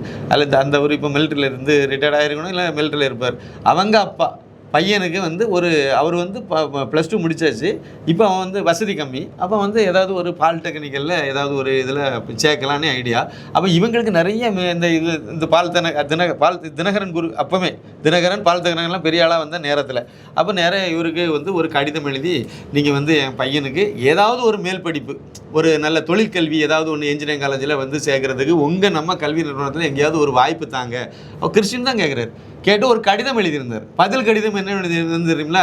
தங்களுடைய மகனுக்கு அதாவது ஒரு பொறியியல் கல்லூரியில் இடம் கிடைக்க ஜெபம் பண்ணுகிறேன்னு வந்துச்சு. எப்படிப்பட்ட வியாபாரம் இது? நான் ஆதாரமாக தான் சொல்கிறேன், பேர் வேணாலும் நம்ம கேட்டு சொல்கிறோம் உங்களுக்கு. இதான் இவங்களோட இது. சின்ன ஒரு கேள்வி, அவங்க தசம பாகம் வாங்குறாங்க. இந்த தசம பாகம் யாருக்கு? கடவுளுக்கு தானே. ஆண்டவருக்கு பேர்ல இவங்களுக்கு மோகன்சி லாசரஸ் அல்ல, ஆண்டவர் மோகன்சி லாசரஸுக்கு, அப்புறம் இவர் எஸ்டா ஏழைகளுக்கு உதவுவதற்குன்னு சொல்லி கேட்டா கூட பிரச்சனை இல்லை, ஆண்டவருக்குன்னு சொல்லி தான் வாங்குறாங்க. சரி, வாங்குறது எங்கேயா ஏழைகளுக்கு உதவி இருக்காங்க? இல்லைங்க, அவர் ஆண்டவர் வந்து நினைச்சா தான் புஷ்ஷுன்னா தான் $1000 கொட்டிடுமே. அப்படி இந்தா புடுறா அப்படின்னு சொல்லிட்டு ஒரு அப்பத்தியே பல இதா உண்டாக்குவாரு. நீங்க ஒரு கூட அதிகமாக்குவாரு. அவர்கிட்ட ₹1 கொடுத்தா போதாதா? இல்ல ₹1 கொடுக்கணும். சிவாஜி படம் மாதிரி ₹1 கொடுத்தோம்னா போதும். ஆமா, அந்த ரூமை திறந்து வர்றா, உள்ள ஃபுல்லா $2000 கிட்ட கணக்கு வர்றான்னு சொல்லி ஏசு நினைச்சா கொடுத்துடலாம. இதுக்கு எதுக்கு ப்ரே பண்ணணும் மக்கள்கிட்ட போய்? அது இல்லாம இப்ப நம்ம தெய்வத்துக்கு வந்து நம்ம அலங்காரம் உண்டு. அவங்க வந்து உடைகள் மாறும், அவங்களோட கிரீடம் எதோ இருக்கும். அவங்களுக்கு எந்த ஒரு அலங்காரமும் இல்ல. இயேசு வந்து நாளைக்கு என்ன 10 பவுன் செயினை போட்டுட்டா நிக்கிறாரு, இல்ல அவர் கையில் வேலை ஏதாவது தங்கத்துல கொடுக்க போறாங்க. இயேசுன்னு சொன்னோன்னே எனக்கு ஒண்ணுன்னா, இந்தியாவுக்கு ஒரு இயேசு, அவருக்கு கலரு, அவருடைய அந்த டிசைன் எல்லாம் ஷேப்பு வேற, அந்த ஷேப்பு வேற. சீனாவுக்கு போனால் சீனாவில் வேற இயேசு இருக்காரு, அவருக்கு ஷேப்பு வேற மாதிரி இருக்கு. ஜப்பான் அங்கே ஒரு இயேசு இருக்காரு. ஆப்பிரிக்காவில் ஆமாம், ஆப்பிரிக்காவில் அங்கே ஒரு இயேசு வேற மாதிரி இருக்காரு. அப்படி இந்திய உலகம் முழுக்க பார்த்தா பல்வேறு வடிவங்கள்ல தான் அந்த இயேசு இருக்காரு. இது ஒரு MLM கம்பெனிங்க இல்ல, அதுக்கு தான் இந்த IAS உமாசங்கர் இருக்காருல்ல, அவர் ஒரு பிரசங்கம் பண்ணியிருக்காரு. நான் ஒரு ஃப்ரெண்டோட வீட்டுக்கு போனேன், அங்க தாடிக்கார படம் இருக்கு. அப்ப நான் சொன்னேன், ஆமா தாடிக்காரன் படம் இருக்கு. அப்போ உங்க வீடு வந்து பிசாசன் கையில. அப்ப தாடிக்கார படம் தான் அது பிசாசு, அரமண்டலோட இருப்பானுங்க. சரி, பிசாசன் கையில நீ அதை தூக்கி வெளியே தூக்கி போடு, நீ நல்லா இருப்பா அப்படின்னு சொல்லிட்டு வந்தேன். உடனே அதை வெளியே தூக்கி போட்டாங்களாம். ஒரு வாரம் அவங்களுக்கு அடிச்சு போட்ட மாதிரி இருந்துச்சான் உடம்பெல்லாம். அப்ப பிசாசு வெளியே போகும்போது உங்களுக்கு இந்த துன்பத்தெல்லாம் கொடுத்துட்டு போயிட்டு, இனிமே நீங்க வெளியே போட்டதுனால நீங்க உயிர் தப்பிச்சிங்க. இதுதான் மூட நம்பிக்கைங்கிற. ஆமா, இதுதானே மூட நம்பிக்கை. ஆனா நம்மளை வந்து அதை செய்யாத, இது மூட நம்பிக்கை. இதை கடைசியில் அந்த படத்துல 4 பேர் சாமி ஆடுவாங்க. எனக்கு ரொம்ப பிடிச்ச சீன் எதுன்னு கேட்டீங்களா? அதான் எனக்கு. ஆமா, இஸ்லாமியர் ஒருத்தர் சாமி ஆடுவாரு, ஒரு கிறிஸ்தவ அந்த பெண் சாமி ஆடும். ஒருத்தர் இஸ்லாமியர் 2 பேர், முஸ்லீம் அப்பா பையன். அதுதான் எல்லாருமே இந்துக்காரங்க. அதுல சாமி ஆடுற அத்தனை பேரும் மதம் மாறி போன இந்துக்காரங்க. 3வது தலைமுறை அப்படி அவங்க ஸ்ட்ரைட்டாவே. சின்ன பையனா இருக்கும்போது அப்பா பெரிய ஆளு, 2 பேரும் மதம் மாறினா முஸ்லீம், சுல்தான்பேட்டை போயிட்டாங்க. சின்ன பையன் பொண்ணா இருக்கும்போது அந்த பொண்ணு கிறிஸ்டின். அதே மாதிரி தான் அந்த இது கதாநாயகியும் மதம் மாறி இருக்கு, சின்ன வயசுல இருக்கும்போது தான். இப்படி அதில் சம்மந்தப்பட்டவங்க, அதில் குறிப்பாக சாமி ஆடுறவங்கன்னு எடுத்தா எல்லாருமே வந்து இந்துவா இருந்து மதம் மாறினவங்க, அவ்வளோதான். அதை விட நீங்க அந்த மேல அடிச்ச உடனே எனக்கு ரொம்ப பிடிச்சது அது. தெருவில் மேல அடிச்ச உடனே வேலைக்கு அந்த இதுக்கு வேண்டி வாத்தியார் வேலைக்கு வேண்டி மதம் மாறி போனார கதாநாயகியுடைய அப்பா, அவர் அங்க சுண்டலி வந்திருக்கேன்டா. அது வந்து நிஜமாவே ரொம்ப நிறைய இடங்கள்ல உண்மையிலே நடந்தது. இல்ல என்ன நடந்திருக்கு. உங்க ஏரியாவில் சொல்றேன், செங்கோட்டை பக்கத்துல மீனாட்சிபுரம் இருக்குல்ல, அந்த மீனாட்சிபுரத்துக்குள்ளால நான் வந்து அங்கே போயிருக்கேன். ஒரு தடவை போன உடனே கோயிலை எடுத்து கட்டியிருந்தாங்க ஒரு 4-5 வருஷத்துக்கு முன்னாடி. அங்கே இருக்கக்கூடிய இந்து கோயிலை வந்து அம்மன் கோயில், அதை பெருசாக எடுத்து கட்டிட்டு இருந்தாங்க. அப்போ என்கிட்ட ஒரு நண்பர்கிட்ட பேசிகிட்டு இருக்கும்போது நிறைய பேர் முஸ்லீம், அங்கே முஸ்லீம் தான் மதம் மாறினவங்க. அப்போ முஸ்லீம்லாம் மதம் மாறினவங்க இந்த மாதிரி சாமி ஆடக்கூடியவங்கலாம் உண்டுன்னு சொன்னேன். உண்டு. ஆனால் அவங்களுக்கு தெரியாமல் அவங்களுக்கு அந்த வாகனம் வெளியே வரும்போது கோயிலேருந்து வீதி உலா வரும்போது அவங்களுக்கு அந்த இது வரும், அந்த ஆடுவாங்க. ஆனால் வெளிப்படையாக ஆடுறதுக்கு அனுமதிக்காதனால அதை வந்து அப்படியே கூட்டிகிட்டு போவாங்க, வரியெல்லாம் கொடுப்பாங்க. இந்த அவங்களுடைய சம்பிரதாயங்கள் அந்த ஒரு சாமி ஆடுற குடும்பம் இருக்குன்னா அவங்க என்னெல்லாம் அந்த அம்மனுக்கு செய்வாங்களோ அந்த பணிவிடைகள் எல்லாம் செய்திருவாங்க. ஆனால் ஒளிச்சு செய்வாங்க, மறைச்சு செய்கிறாங்கன்னு சொன்னாங்க, என்கிட்ட சொன்னாங்க. நான் நேரடியாகவே, அது முஸ்லீம் இல்லை வேற. அதனால் சாமி இப்போ கூட யாரோ ஒருத்தங்க சொன்னாங்க, நாகப்பட்டினம் ஏதோ அந்த மாவட்டங்கள் டெல்டாவில் வந்து ஒரு கோயிலில் வந்து இந்த தொப்பியெல்லாம் போட்டுட்டு அதை குல்லாவோடையே வந்து சாமி ஆடினாங்க, தீக்குண்டம் மிதிச்சாங்க, இறங்குனாங்க, இப்படியெல்லாம் சொன்னாங்க என்கிட்ட. ஒரு அம்மா சொன்னாங்க, அவங்க முஸ்லீம், அவங்க என்கிட்ட சொன்னாங்க. அந்த மாதிரி இருக்குது, இல்லைன்னு சொல்ல முடியாது. இதானே உண்மை, அதை தானே படத்தில் வச்சிருக்காரு. அப்புறம் எதுக்கு பிறகு அதை பற்றி வெளியே சொல்லக்கூடாதுங்க. உண்மையை சொன்னால் மிஷினரி வந்து பணம் கொடுக்க மாட்டாங்க. இல்லைங்க, இதில் என்னன்னாங்க, மதம் மாறிய கிறிஸ்டின் வந்து இதை ஏத்துக்கிறாங்க, இஸ்லாமியர்கள் ஏத்துக்கிறாங்க. இந்த படத்துக்கு யாரும் எதிர்ப்பு இல்ல. யாரு எதிர்ப்பு? சினிமா வரல, படத்துல பத்திரிகையாளர்கள் எதிர்ப்பு. ஆமா, பத்திரிகை பொங்கி ஒளிகிறாங்க. ஆமா ஆமா. எனக்கு இந்த படத்துல ரொம்ப ரொம்ப பிடிச்ச காட்சி என்னன்னா, அந்த ஓம் நமச்சிவாயா அப்படின்னு சொல்லிட்டு அவர் அந்த விபூதி அப்படி எடுத்து போட ட்ரை பண்ணும்போது அந்த போட்டாதான்ட்டு இவர் ஒன்றெல்லாமோ சொல்லி தம்பிக்க பார்ப்பாரு, யாரு பாதிரி. ஆனால் அதே பாதிரி வர்ற வழியில் நீங்கள் பார்க்குறோம் காட் பிளஸ் யூன்னு சொல்லி ஒரு இந்து நெத்தியிலையும் அவர் காட் பிளஸ் யூ வரைகிறார். சிலுவை வந்து என்னது, உங்கள் தெய்வத்தை அடித்து கொண்ட ஒரு கொலை கருவி, அதை போய் ஒரு புனிதமான இடத்துல ஒரு கல்யாண வீட்டுக்கு வந்தால் கூட வாழ்த்துறேன்னு சொல்லி வரையில சிலுவை வரைகிறது. ஏன் நம்ம அவனை வீட்டு கல்யாணத்தில் போய் ஒரு விபூதியை பூச்சிடட்டுமே, நம்ம வந்து விளக்காமல் போட்டுட்டா யாரோ விபூதி பூசுவோம், நல்லா இருக்குமா, நீங்கள்லாம் நல்லா இருக்கணும் அப்படின்னு நினச்சி மனப்பூர்வமாக ஆசீர்வாதம் பண்ண, விபூதியை பூசிடாதா என்ன சாத்தா தருமா, பிறகு என்ன வெண்ணைக்கிறா என்ன கூப்பிட்டீங்க என்ன பிறகு நம்ம சொல்கிற அளவுக்கு தானே ஆகும். இல்லை அது நீயே பாருங்க, கடைசி அவங்க வந்து சிலுவை வரைவாவே எடுத்து இட்டுடுவார். ஆமா, அதனால தான் என் பையனுடைய நிச்சயதார்த்தத்தில் நான் சொல்லிட்டேன் சிலுவை வரை தடை செய்யப்பட்டுள்ளதுன்னு போட்டிருந்தேன். மணமக்களுடைய நெத்தியில சிலுவை வரை தடை செய்யப்பட்டுள்ளது. பிரச்சனை இப்போ இதுதான். இப்போ இவருக்கு விழிப்புணர்வு வந்து இவர் இப்படியெல்லாம் கல்யாண இன்விடேஷன்லேயே இப்படி அடிக்க ஆரம்பிச்சிட்டார்ல, இப்போ வியாபாரம் படுத்துக்கிச்சு. அப்போ என்னச்சு, ஆர்சிலேருந்து சிஎஸ்ஐ கூட வேண்டியதுதான், சிஎல்எஸ்ஐலேருந்து பெந்தகோஸ்தைக்கு மதம் மாற்ற வேண்டியது. அதான் சொன்னேன்ல, இப்போ ரோமன் கத்திரிக்கு கிறிஸ்தவமே இல்லை. நான் என்ன சொல்றேன்னா, ரோமன் கத்திரிக்கு இல்லன்னா கிறிஸ்தவமே கிடையாது. இதெல்லாம் கொடுக்க ஆர்சி வந்து கிறிஸ்தவம் இல்லைன்றீங்க, ஆர்சி இது இருந்ததுனாலதான் கிறிஸ்தவம்னு ஒன்று உயிர் இருக்குங்கிறேன் அண்ணாச்சி. இதெல்லாம் விடுக்கட்டாச்சு. இப்போ இந்துக்கள் வர்சஸ் கிறிஸ்டின் தானே பேசுறீங்க. இப்போ ஏசப்பா வந்து ஏன் முஸ்லீம் தெருவுக்கு போக மாட்டேங்காரு, போய் அப்பா நின்றுட்டு அமைதியாக நின்றுட்டு அவர் மதம் மாற்ற போறாங்க. ஏசு பேரத்தில் இவனை தானே போறாங்க. ஆப்கானிஸ்தான்ல போய் இப்போ மதம் மாற்ற போக வேண்டியதானே. இப்போ ஆப்கானிஸ்தான் வந்து ரொம்ப திணறி போய் கிடக்கானுங்க. சிரியாவில் அடிச்சு சுட்டு தள்ளுறான். அங்க போய் உட்காந்து அன்பை சொல்லி அதுலயே அந்த படத்துல பாத்தீங்கன்னா ஒரு வார்த்தை வச்சிருப்பாங்க, டேய் மகனே ஒன்னு அப்பான்னு கூப்பிடு, இல்லைன்னா வாப்பான்னு கூப்பிடு, இல்லைன்னா நம்ம சொந்தக்காரங்க எல்லாம் என்ன நினைப்பாங்க அப்படின்ற ஒரு வார்த்தையை வச்சிருப்பாங்க. எனக்கு புரியல அது எதுக்காக. அப்பா இஸ்லாமியர்கள் வந்து வாப்பான்னு கூப்பிடுவாங்க, அப்பான்னு கூப்பிட மாட்டாங்க. Okay okay. இல்ல அப்படி கட்டாயப்படுத்துறாங்க. வேற என்ன, வாப்பா உம்மா இதெல்லாம் சொல்லணும்னு சொல்லி அவங்க இந்த சில எப்படி கிறிஸ்டினா போனோம்னா பேரை மாத்து அங்க இருந்து ஆரம்பிச்சிடறாங்கல்ல. பேர் தமிழ் செல்வி, தமிழ் பேர் தானே, அது கிறிஸ்டின் மதத்துல அப்படி வச்சா என்ன, அது எதுக்கு நீங்க அதை வந்து மாத்துறீங்க. கணேசனுக்கு வந்து அப்ப ஜெனிசிஸ். ஆமா, அண்ணாச்சி சந்திரசேகர் அண்ணாச்சிக்கு அப்படிப்பாங்களா, சார்லஸ் பீட்டர். எனக்கு அப்போ மோசஸ் வச்சிருவாருங்களா, எனக்கு தான் யோசிக்கவே தேவையில்ல, ஜோசப் விஜய் வச்சிருக்காங்க.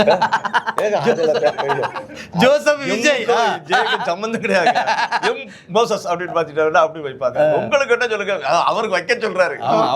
அவரு தான் சொல்றாரு. விஜய் இருக்குல்ல, உங்களுக்கா விஜய் இருக்குல்ல, அதான் ஜோசப் விஜய். சென்னைக்கு மதம் மாறினாங்க, 1 கோடி ரூபாய் மதம் மாறினா 1 கோடி ரூபாய் கொடுக்க தயாரா இருக்கு.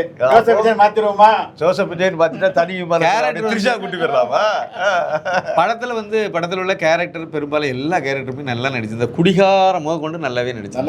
அந்த பெர்ஃபார்மன்ஸ் இருந்தே அவன் வந்து ஓப்பனிங் சீன்ல இருந்தே வராரு, இருந்து ஆரம்பத்தில் கடைசி வரைக்கும் குடிகாரன் கேரக்டர் அப்படியே தான் இருக்குது. ஆனால் அவர் வந்து அவருடைய வேலையை கரெக்டாக தான் அவர் செய்கிறார். அவர் நல்லாவே நடிச்சிருக்காரு. அவர் நடிச்சிருக்காரு. எம்எஸ் பாஸ்கர் தான் நம்பர் 1 அவர் தான். ஆமாம், இல்லை த்ரில்லிங் மூவிங்க, நல்லா த்ரில்லிங்கான மூவி. எனக்கு அந்த கேமரா ஆங்கிள் நல்லா இருந்தது. சூப்பர் கேமரா நல்லா ரொம்ப பிரமாதம். ஆமாம், அவர் எம் சுகுமார், அவர் தான் மைனா அந்த படங்களுக்கெல்லாம் கேமராமேன், பெரிய கேமராமேன். எனக்கு அந்த கலர் அந்த விஷுவல்லாம் ஒவ்வொன்றும் பார்க்கும்போது ஒரு பரவாயில்ல, இந்த மாதிரி ஆங்கிள் யூஸ் பண்ணிக்க, லைட்டிங் நல்லா கலர் பண்ணியிருந்தாங்க, கலர் நல்லா பண்ணியிருந்தாங்க அப்படின்னு சொல்லிட்டு மியூசிக் நல்லா போச்சுங்க. அந்த last இசையும் கூட climax-ல ஒரு இசையோட நம்ம மண்ணினுடைய இசையில வரக்கூடியது அப்படியே தெரிஞ்சு எனக்கு அப்படிதான் ஃபீல் ஆச்சு. அந்த இதெல்லாம் பாத்தீங்கன்னா அப்படியே அந்த இசை செகண்ட் ஹாஃப் எல்லாம் அப்படியே நெருங்கி வர வர வர பாத்தீங்கன்னா அந்த எனக்கு வந்து அந்த நம்ம ஆட்கள் அந்த ஃபர்ஸ்ட் ஹாஃப் நம்ம சொல்ற மாதிரி என்னடா இதா வேற படத்துக்கு வந்துட்டோமா அப்படின்ற மாதிரி இருந்தது கொஞ்சம் அதுல அந்த சீன்ல. ஏன்னா அது வந்து அந்த மதத்துல எப்படி எல்லாம் இருக்கு இப்போ ஒரு அதாவது ஒரு த்ரில்லிங்கா கொண்டு போனோம் அப்படிங்கிறது ஒரு திரைக்கதை கதை. இது ஒரு அப்பா வந்து கல்யாணம் இதுக்காக வேண்டி வேலைக்காக வேண்டி வாத்தியார் வேலைக்காக வேண்டி மதம் மாறினார். அவருக்கு பொண்ணு தான் கதாநாயகி. அவருடைய சகோதரி வந்து மதம் மாற மாட்டேன்ட்டா. அவள் இந்துவாக தான் நான் இருப்பேன், நீ வேண்டாம் நான் குலசாமி தான் கும்பிடுன்ட்டு அவள் சொல்லிட்டு போயிட்டா. அதில் இன்னொருத்தங்க தான் இன்னொரு அடுத்த உறவினருடைய பிள்ளை தான் வந்து பையன் தான் வந்து விமல். விமல் இந்துவா, பரமசிவம் அதான் விமல். அவர் வந்து அங்கே இந்துவாகவே இருக்கார். இவங்கெல்லாம் சுப்பிரமணியபுரத்தில் இருக்காங்க. அந்த மலைக்கு பேர் சிவன் மலை. மலையே சிவன் மலை தான். அதில் ஒன்று சுப்பிரமணியபுரம், இன்னொன்று யாக்கோபுரம், இன்னொன்று சுல்தான்பேட்டை அப்படின்னு 3 வச்சுக்கிட்டாங்க. இங்கே மதம் மாறினதெல்லாம் நேரே அந்த ஊருக்கு போயிட்டல. அங்கே சுல்தான்பேட்டை வந்து செக் பண்ணி பாருங்க. அப்போ நீங்க மதம் மாறின உடனே சுப்பிரமணியபுரமே வகுப்படமா தான் இருந்தது. மலையேதாங்க. இப்போ என்ன அப்படின்னா அந்த மதம் மாறுறதுல பிரச்சனை இல்லை. அது ஒரு சின்ன இதுதான். மதம் மாறின என்ன அதாவது 33 கோடி தேவர்கள் இருக்காங்க இந்து மத நம்பிக்கை. இப்போ 33 கோடிங்கிறதுக்கு ஒரு விளக்கம் நீங்க எடுத்து பார்த்தீங்கன்னா 30 × 30 அதுவே 900 கோடி வந்துச்சு. 30 × 30 900 தானே. கோடின்னா என்னது? அப்போ கோடி தானே. 33 கோடி தேவர்கள்னா இந்து கடவுள் வந்து தேவர்கள் மட்டுமே 900 கோடி தேவர்கள் இருக்காங்கன்னா உலக மக்கள் தொகை எவ்வளோ வந்திருக்காது இன்னும். அவ்வளோ தேவர்கள் நமக்கு இருக்குன்னு சொல்லியிருக்காங்க. அப்புறம் ரிஷிகள், அப்புறம் வந்து இன்னும் சிவன், விஷ்ணு, பிரம்மா, இப்படி ஏகப்பட்ட சாமி நம்ம வச்சுருக்கோம். அதனால் இங்கே ஒரு மாதா கோயில் இருக்குன்னா அதை ஒரு நம்ம ஒரு போகும்போது அப்படியே ஒரு அதுலேயும் ஒரு கும்பிடு போட்டு போகிறது நமக்கு எந்த இதுவும் இல்லை. இந்து மதம் பறந்த அதுதான் மிஸ்யூஸ் பண்ணி இவங்க வந்து மதம் மாற்றுறாங்க. அப்போ அந்த மாதிரி இருந்தால் நம்ம வந்து எடுத்துக்கிட்டோம். நமக்கு அதனால் ஒரு இதில் போகிறதுனாலையும் அதெல்லாம் எதுவும் கிடையாது. இந்த அந்த குடும்ப உறவு அப்படி வெட்டிக்கிட்டு போகுதுல்ல. கடல்ல கரைச்ச பெருங்காயமா பேருதுல சொந்தக்காரன் இல்லைன்னு. அந்த இந்து குடும்பத்துல இருக்கிறவங்க யாருமே வந்து நீ அவங்க கூட சேராத, அங்க போக கூடாது சொல்ல மாட்டாங்க. புறத்துக்கு அந்த யாக்கோபுரம் போகாத, இந்த இதுக்கு போகாதன்னு யாரும் சொல்லல. ஆனா அந்த இஸ்லாமியர் அவர் வந்து அவரோட பையன் சொல்றாரு, நீ சுப்பிரமணியபுரத்துக்கு நீ போவாத. கிறிஸ்தவ இதுலயும் இதுதான், நீ அங்க போவாத. யாக்கோபுரத்துல நீ அங்க சுப்பிரமணியத்துக்கு போகாத. அப்புறம் அது வந்து அது தப்பு, நம்மகிட்ட இருந்து இழுத்துட்டு போறாங்க. அதே மாதிரி நீங்க என்னைக்கு மதம் மாறிட்டாங்களோ அன்னைக்கு உடனே வெஸ்டர்ன் கல்ச்சருக்கு மாறுறாங்கல்ல. அது நம்ம கலாச்சாரத்தை குழி தோண்டி போச்சிடமில்ல. பூ வைக்காத, பொட்டு வைக்காத, கோலம் போடாத, எல்லாம் போயிருதுல. ஏங்க நம்முடைய கலாச்சாரம் இருந்தா மூலி மாதிரி இருக்குங்க.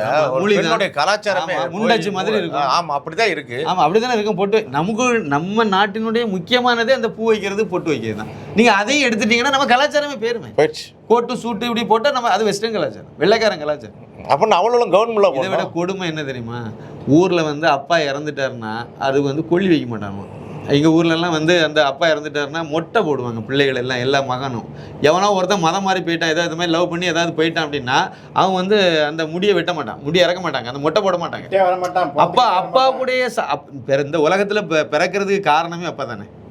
அவருடைய விந்திலிருந்து பிறந்தவன் தான் இவன் மகனாக வர முடியும், ஒருத்தர் பிறக்க முடியும். அப்படியே அப்பா இந்த பூமியில் பிறக்கிறதுக்கே காரணம் ஆட்டு தொழுவத்தில் பிறந்தது.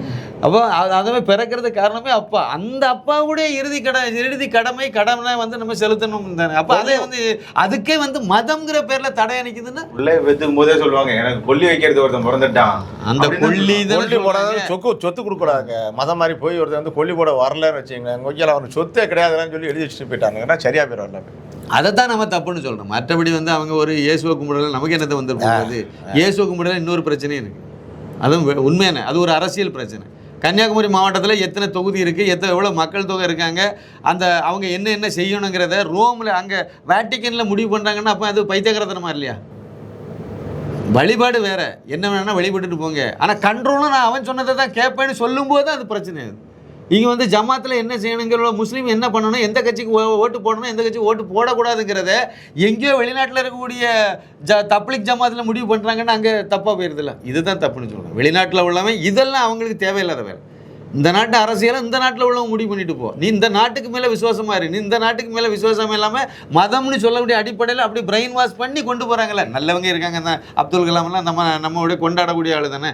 அந்த மாதிரி இந்த நாட்டில் பிறந்தவர் வழிபாட்டால் வந்து முஸ்லீம், அவ்வளோதான். வழிபாட்டால் கிறிஸ்டின், அது இருந்துட்டு போட்டோம், அது பிரச்சனை இல்லை. இந்த மாதிரி போகிறது தான் தப்புன்னு நம்ம சொல்கிறோமே வெளியே.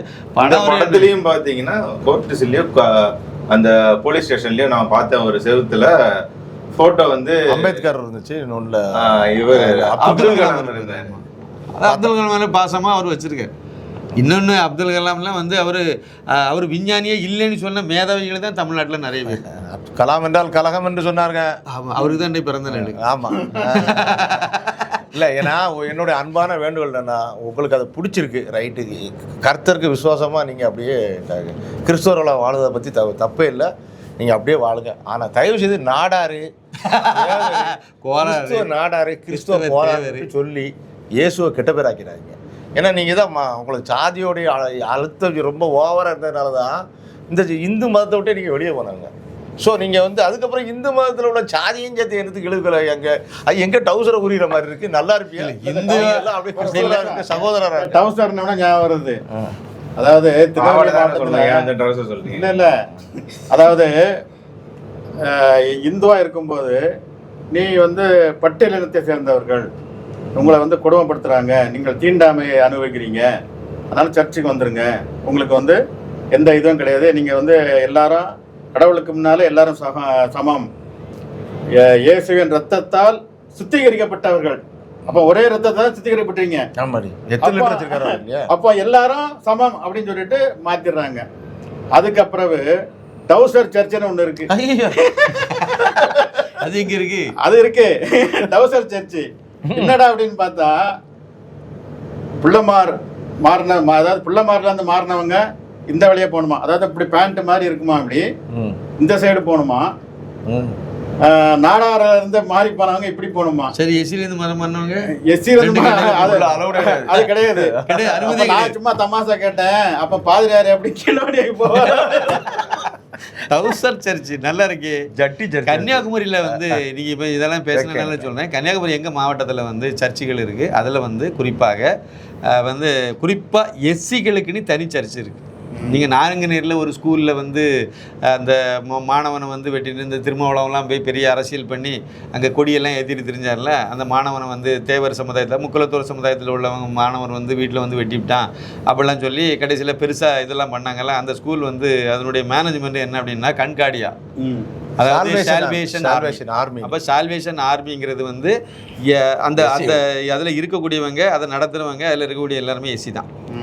அது வந்து கன்னியாகுமரி மாவட்டத்தில் சால்வேஷன் ஆர்மி சர்ச்சஸ் வந்து ஏகப்பட்டது இருக்குது. மிகப்பெரிய நான் வந்து ஒரு 80களில்னு எடுத்துடுங்க, மிகப்பெரிய கன்னியாகுமரி மாவட்டத்தினுடைய மிகப்பெரிய ஆஸ்பத்திரியாக இருந்தது புத்தேரியில் உள்ள கேத்தரின் பூத் மருத்துவமனை தான். அது வெள்ளைக்காரன் காலத்து மருத்துவமனை. அதில் நிறைய டாக்டர்ஸ் இன்றைக்கி வரைக்கும் வெள்ளைக்காரன் டாக்டர்லாம் இல்லை அங்கே தங்கியிருந்து மருத்துவம்லாம் பார்ப்பாங்க. அந்த சமயத்தில் இந்த மத்தியாஸ் மோசஸ் அவங்கெல்லாம் டாக்டர்லாம் வர்றதுக்கு முன்னாடியே அது இருக்குது. அதனால் 80களில் எல்லாருமே வந்து அங்கே தான் ப்ரைவேட் ஆஸ்பத்திரி தான், அங்கே போய் பைசா கொடுத்து தான் மருத்துவம் பார்ப்பாங்க, அங்கே தான் பார்ப்பாங்க. இது அந்த கேத்தரின் இதில் சால்வேஷன் ஆர்மி கட்டுப்பாட்டில் உள்ளது. அங்கே சர்ச்சும் இருக்குது, அங்கே இதெல்லாம் நடக்கும். ஆனால் அந்த சால்வேஷன் ஆர்மியில் அந்த சர்ச்சில் எந்த ஆட்களும் போக மாட்டாங்க. அதாவது எஸ்சியை தவிர, எஸ்சிலேருந்து மதம் மாறினவன் மட்டும்தான் சால்வேஷன் ஆர்மி சர்ச்சுக்கு போவான். நாடார்லேருந்து மதம் மாறினவன் போக மாட்டான், மீனவர்கள்லேருந்து மதம் மாறினவன் போகலை, பிள்ளைமாரில் வந்து மதம் மாறினவன் போகல, வேறு யாருமே அங்கே போகிறதில்லை. அங்கே இருக்க இந்த ஜாதிகள்லாம் முக்கியமான ஜாதிகள் நான் இப்போ சொல்ல முடியாது. அது குறிப்பாக எங்கே நாகர்கோவில் கிழக்கு பகுதி நான் சொல்கிறேன், மேற்கு பகுதியிலையும் இதேமாதிரி தான் இருக்கும். அதனால் அந்த சால்வேஷன் ஆர்மி கன்னியாகுமரி முழுக்கவே இருக்குது, தமிழ்நாடு முழுக்கவே இருக்குது. சால்வேஷன் ஆர்மிக்கு நிறைய ஸ்கூல் இருக்குது, காலேஜ். சின்ன விஷயம் இவ்வளோதான். அப்போ நீங்கள் மதம் மாறின பிறகு நீங்கள் எஸ்சியாக தான் அங்கே வாழ்ந்துட்டு இருக்காங்க. சால்வேஷன் ஆர்மியோட யூனிஃபார்ம் பார்த்துருக்கீங்களா? இந்த கப்பல் படை கேப்டன் இருப்பாங்களா, அப்புறம் ஒயிட்டில் அப்படி போட்டிருப்பாங்க, ஒயிட் கலரில் பேண்ட் போட்டிருப்பாங்க, அந்த இது போட்டு இந்த ஒரு பெல்ட்டு கேப் அப்படி வச்சுருப்பாங்க, இன்ஸ்பெக்டர் கேப் இருக்கலாம், அது மாதிரி ஒயிட் கேப் போட்டு வண்டியில் போவாங்க.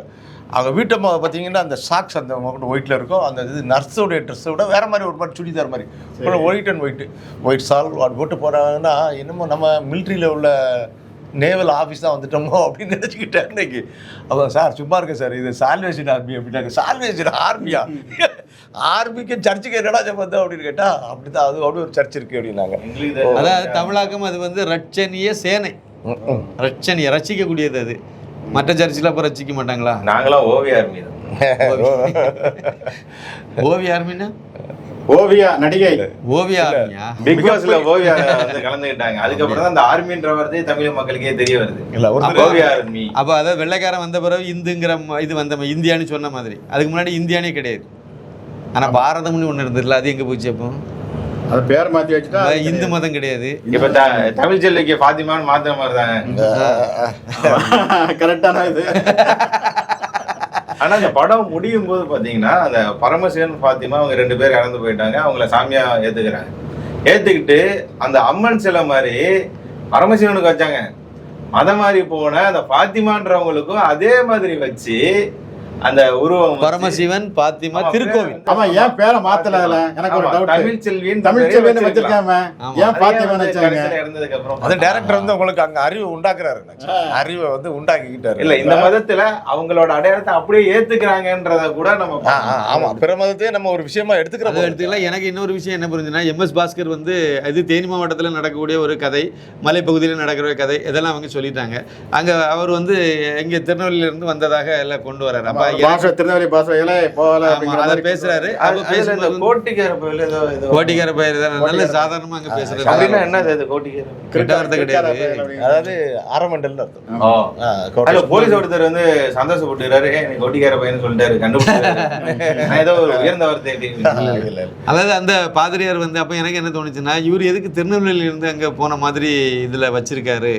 ஒன்று லாங்குவேஜ் அவர் திருநெல்வேலி பேசுறாருங்கிறது அது வேற, அது ஏன் அதை வைக்கணும் அப்படின்னு மாதிரி வேற கோயம்புத்தூர்லேருந்து வந்திருக்கலாமே அப்படின்னா, திருநெல்வேலி தான் மையப்புள்ளியா இருக்கு. ஆமாம் தான் கால்வல் வந்து கால் வச்ச இடம் திருநெல்வேலி தான். திருநெல்வேலியில தான் ரிங்கல் டோபேனி ஒருத்தனை வந்து அனுப்பிவிட்டு எங்க ஊர் பக்கத்து ஊர் மயிலாடியில் வந்து ஒரு இன்னைக்கு வரைக்கும் ரிங்கல் டோபே பள்ளின்னு ஒரு பள்ளிக்கூடமே இருக்கு.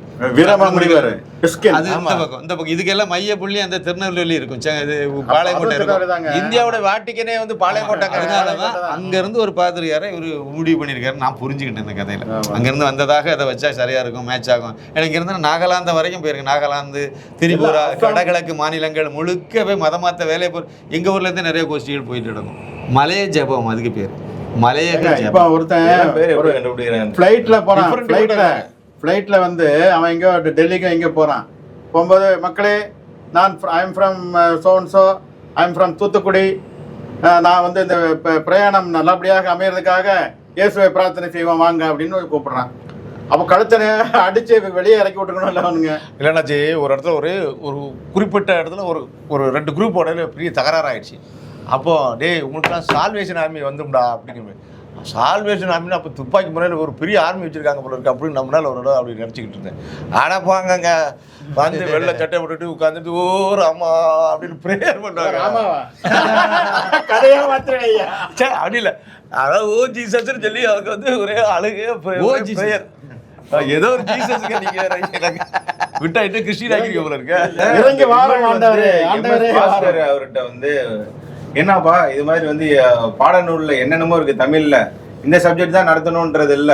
அந்த பெரிய புராணம் வந்து ஆரம்பிக்கிறதுக்கு முன்னாடி சிவனை பத்தி தேம்பாவனி சொல்லுவாரு. ஆமா, நீங்க வந்து ஏன் உங்க கிளாஸ் ரூம்ல நடத்தாது, ஏன் வெளியே கேட்கிற அளவுக்கு நீங்க பேசுறீங்க? எனக்கு எரிச்சலா இருக்கு. நீங்க இது நடத்தாம வேற நடத்தலாமே, வேற தேம்பாவனி தமிழ் தானே நடத்தணும், தேம்பாவனியை எடுத்து பேசலாம்ல அப்படின்னு சொல்லிட்டு அவர் சொல்லுவார். தேம்பாவனி கிறிஸ்டின், அது அந்த ஆமா கிறிஸ்தவ இது.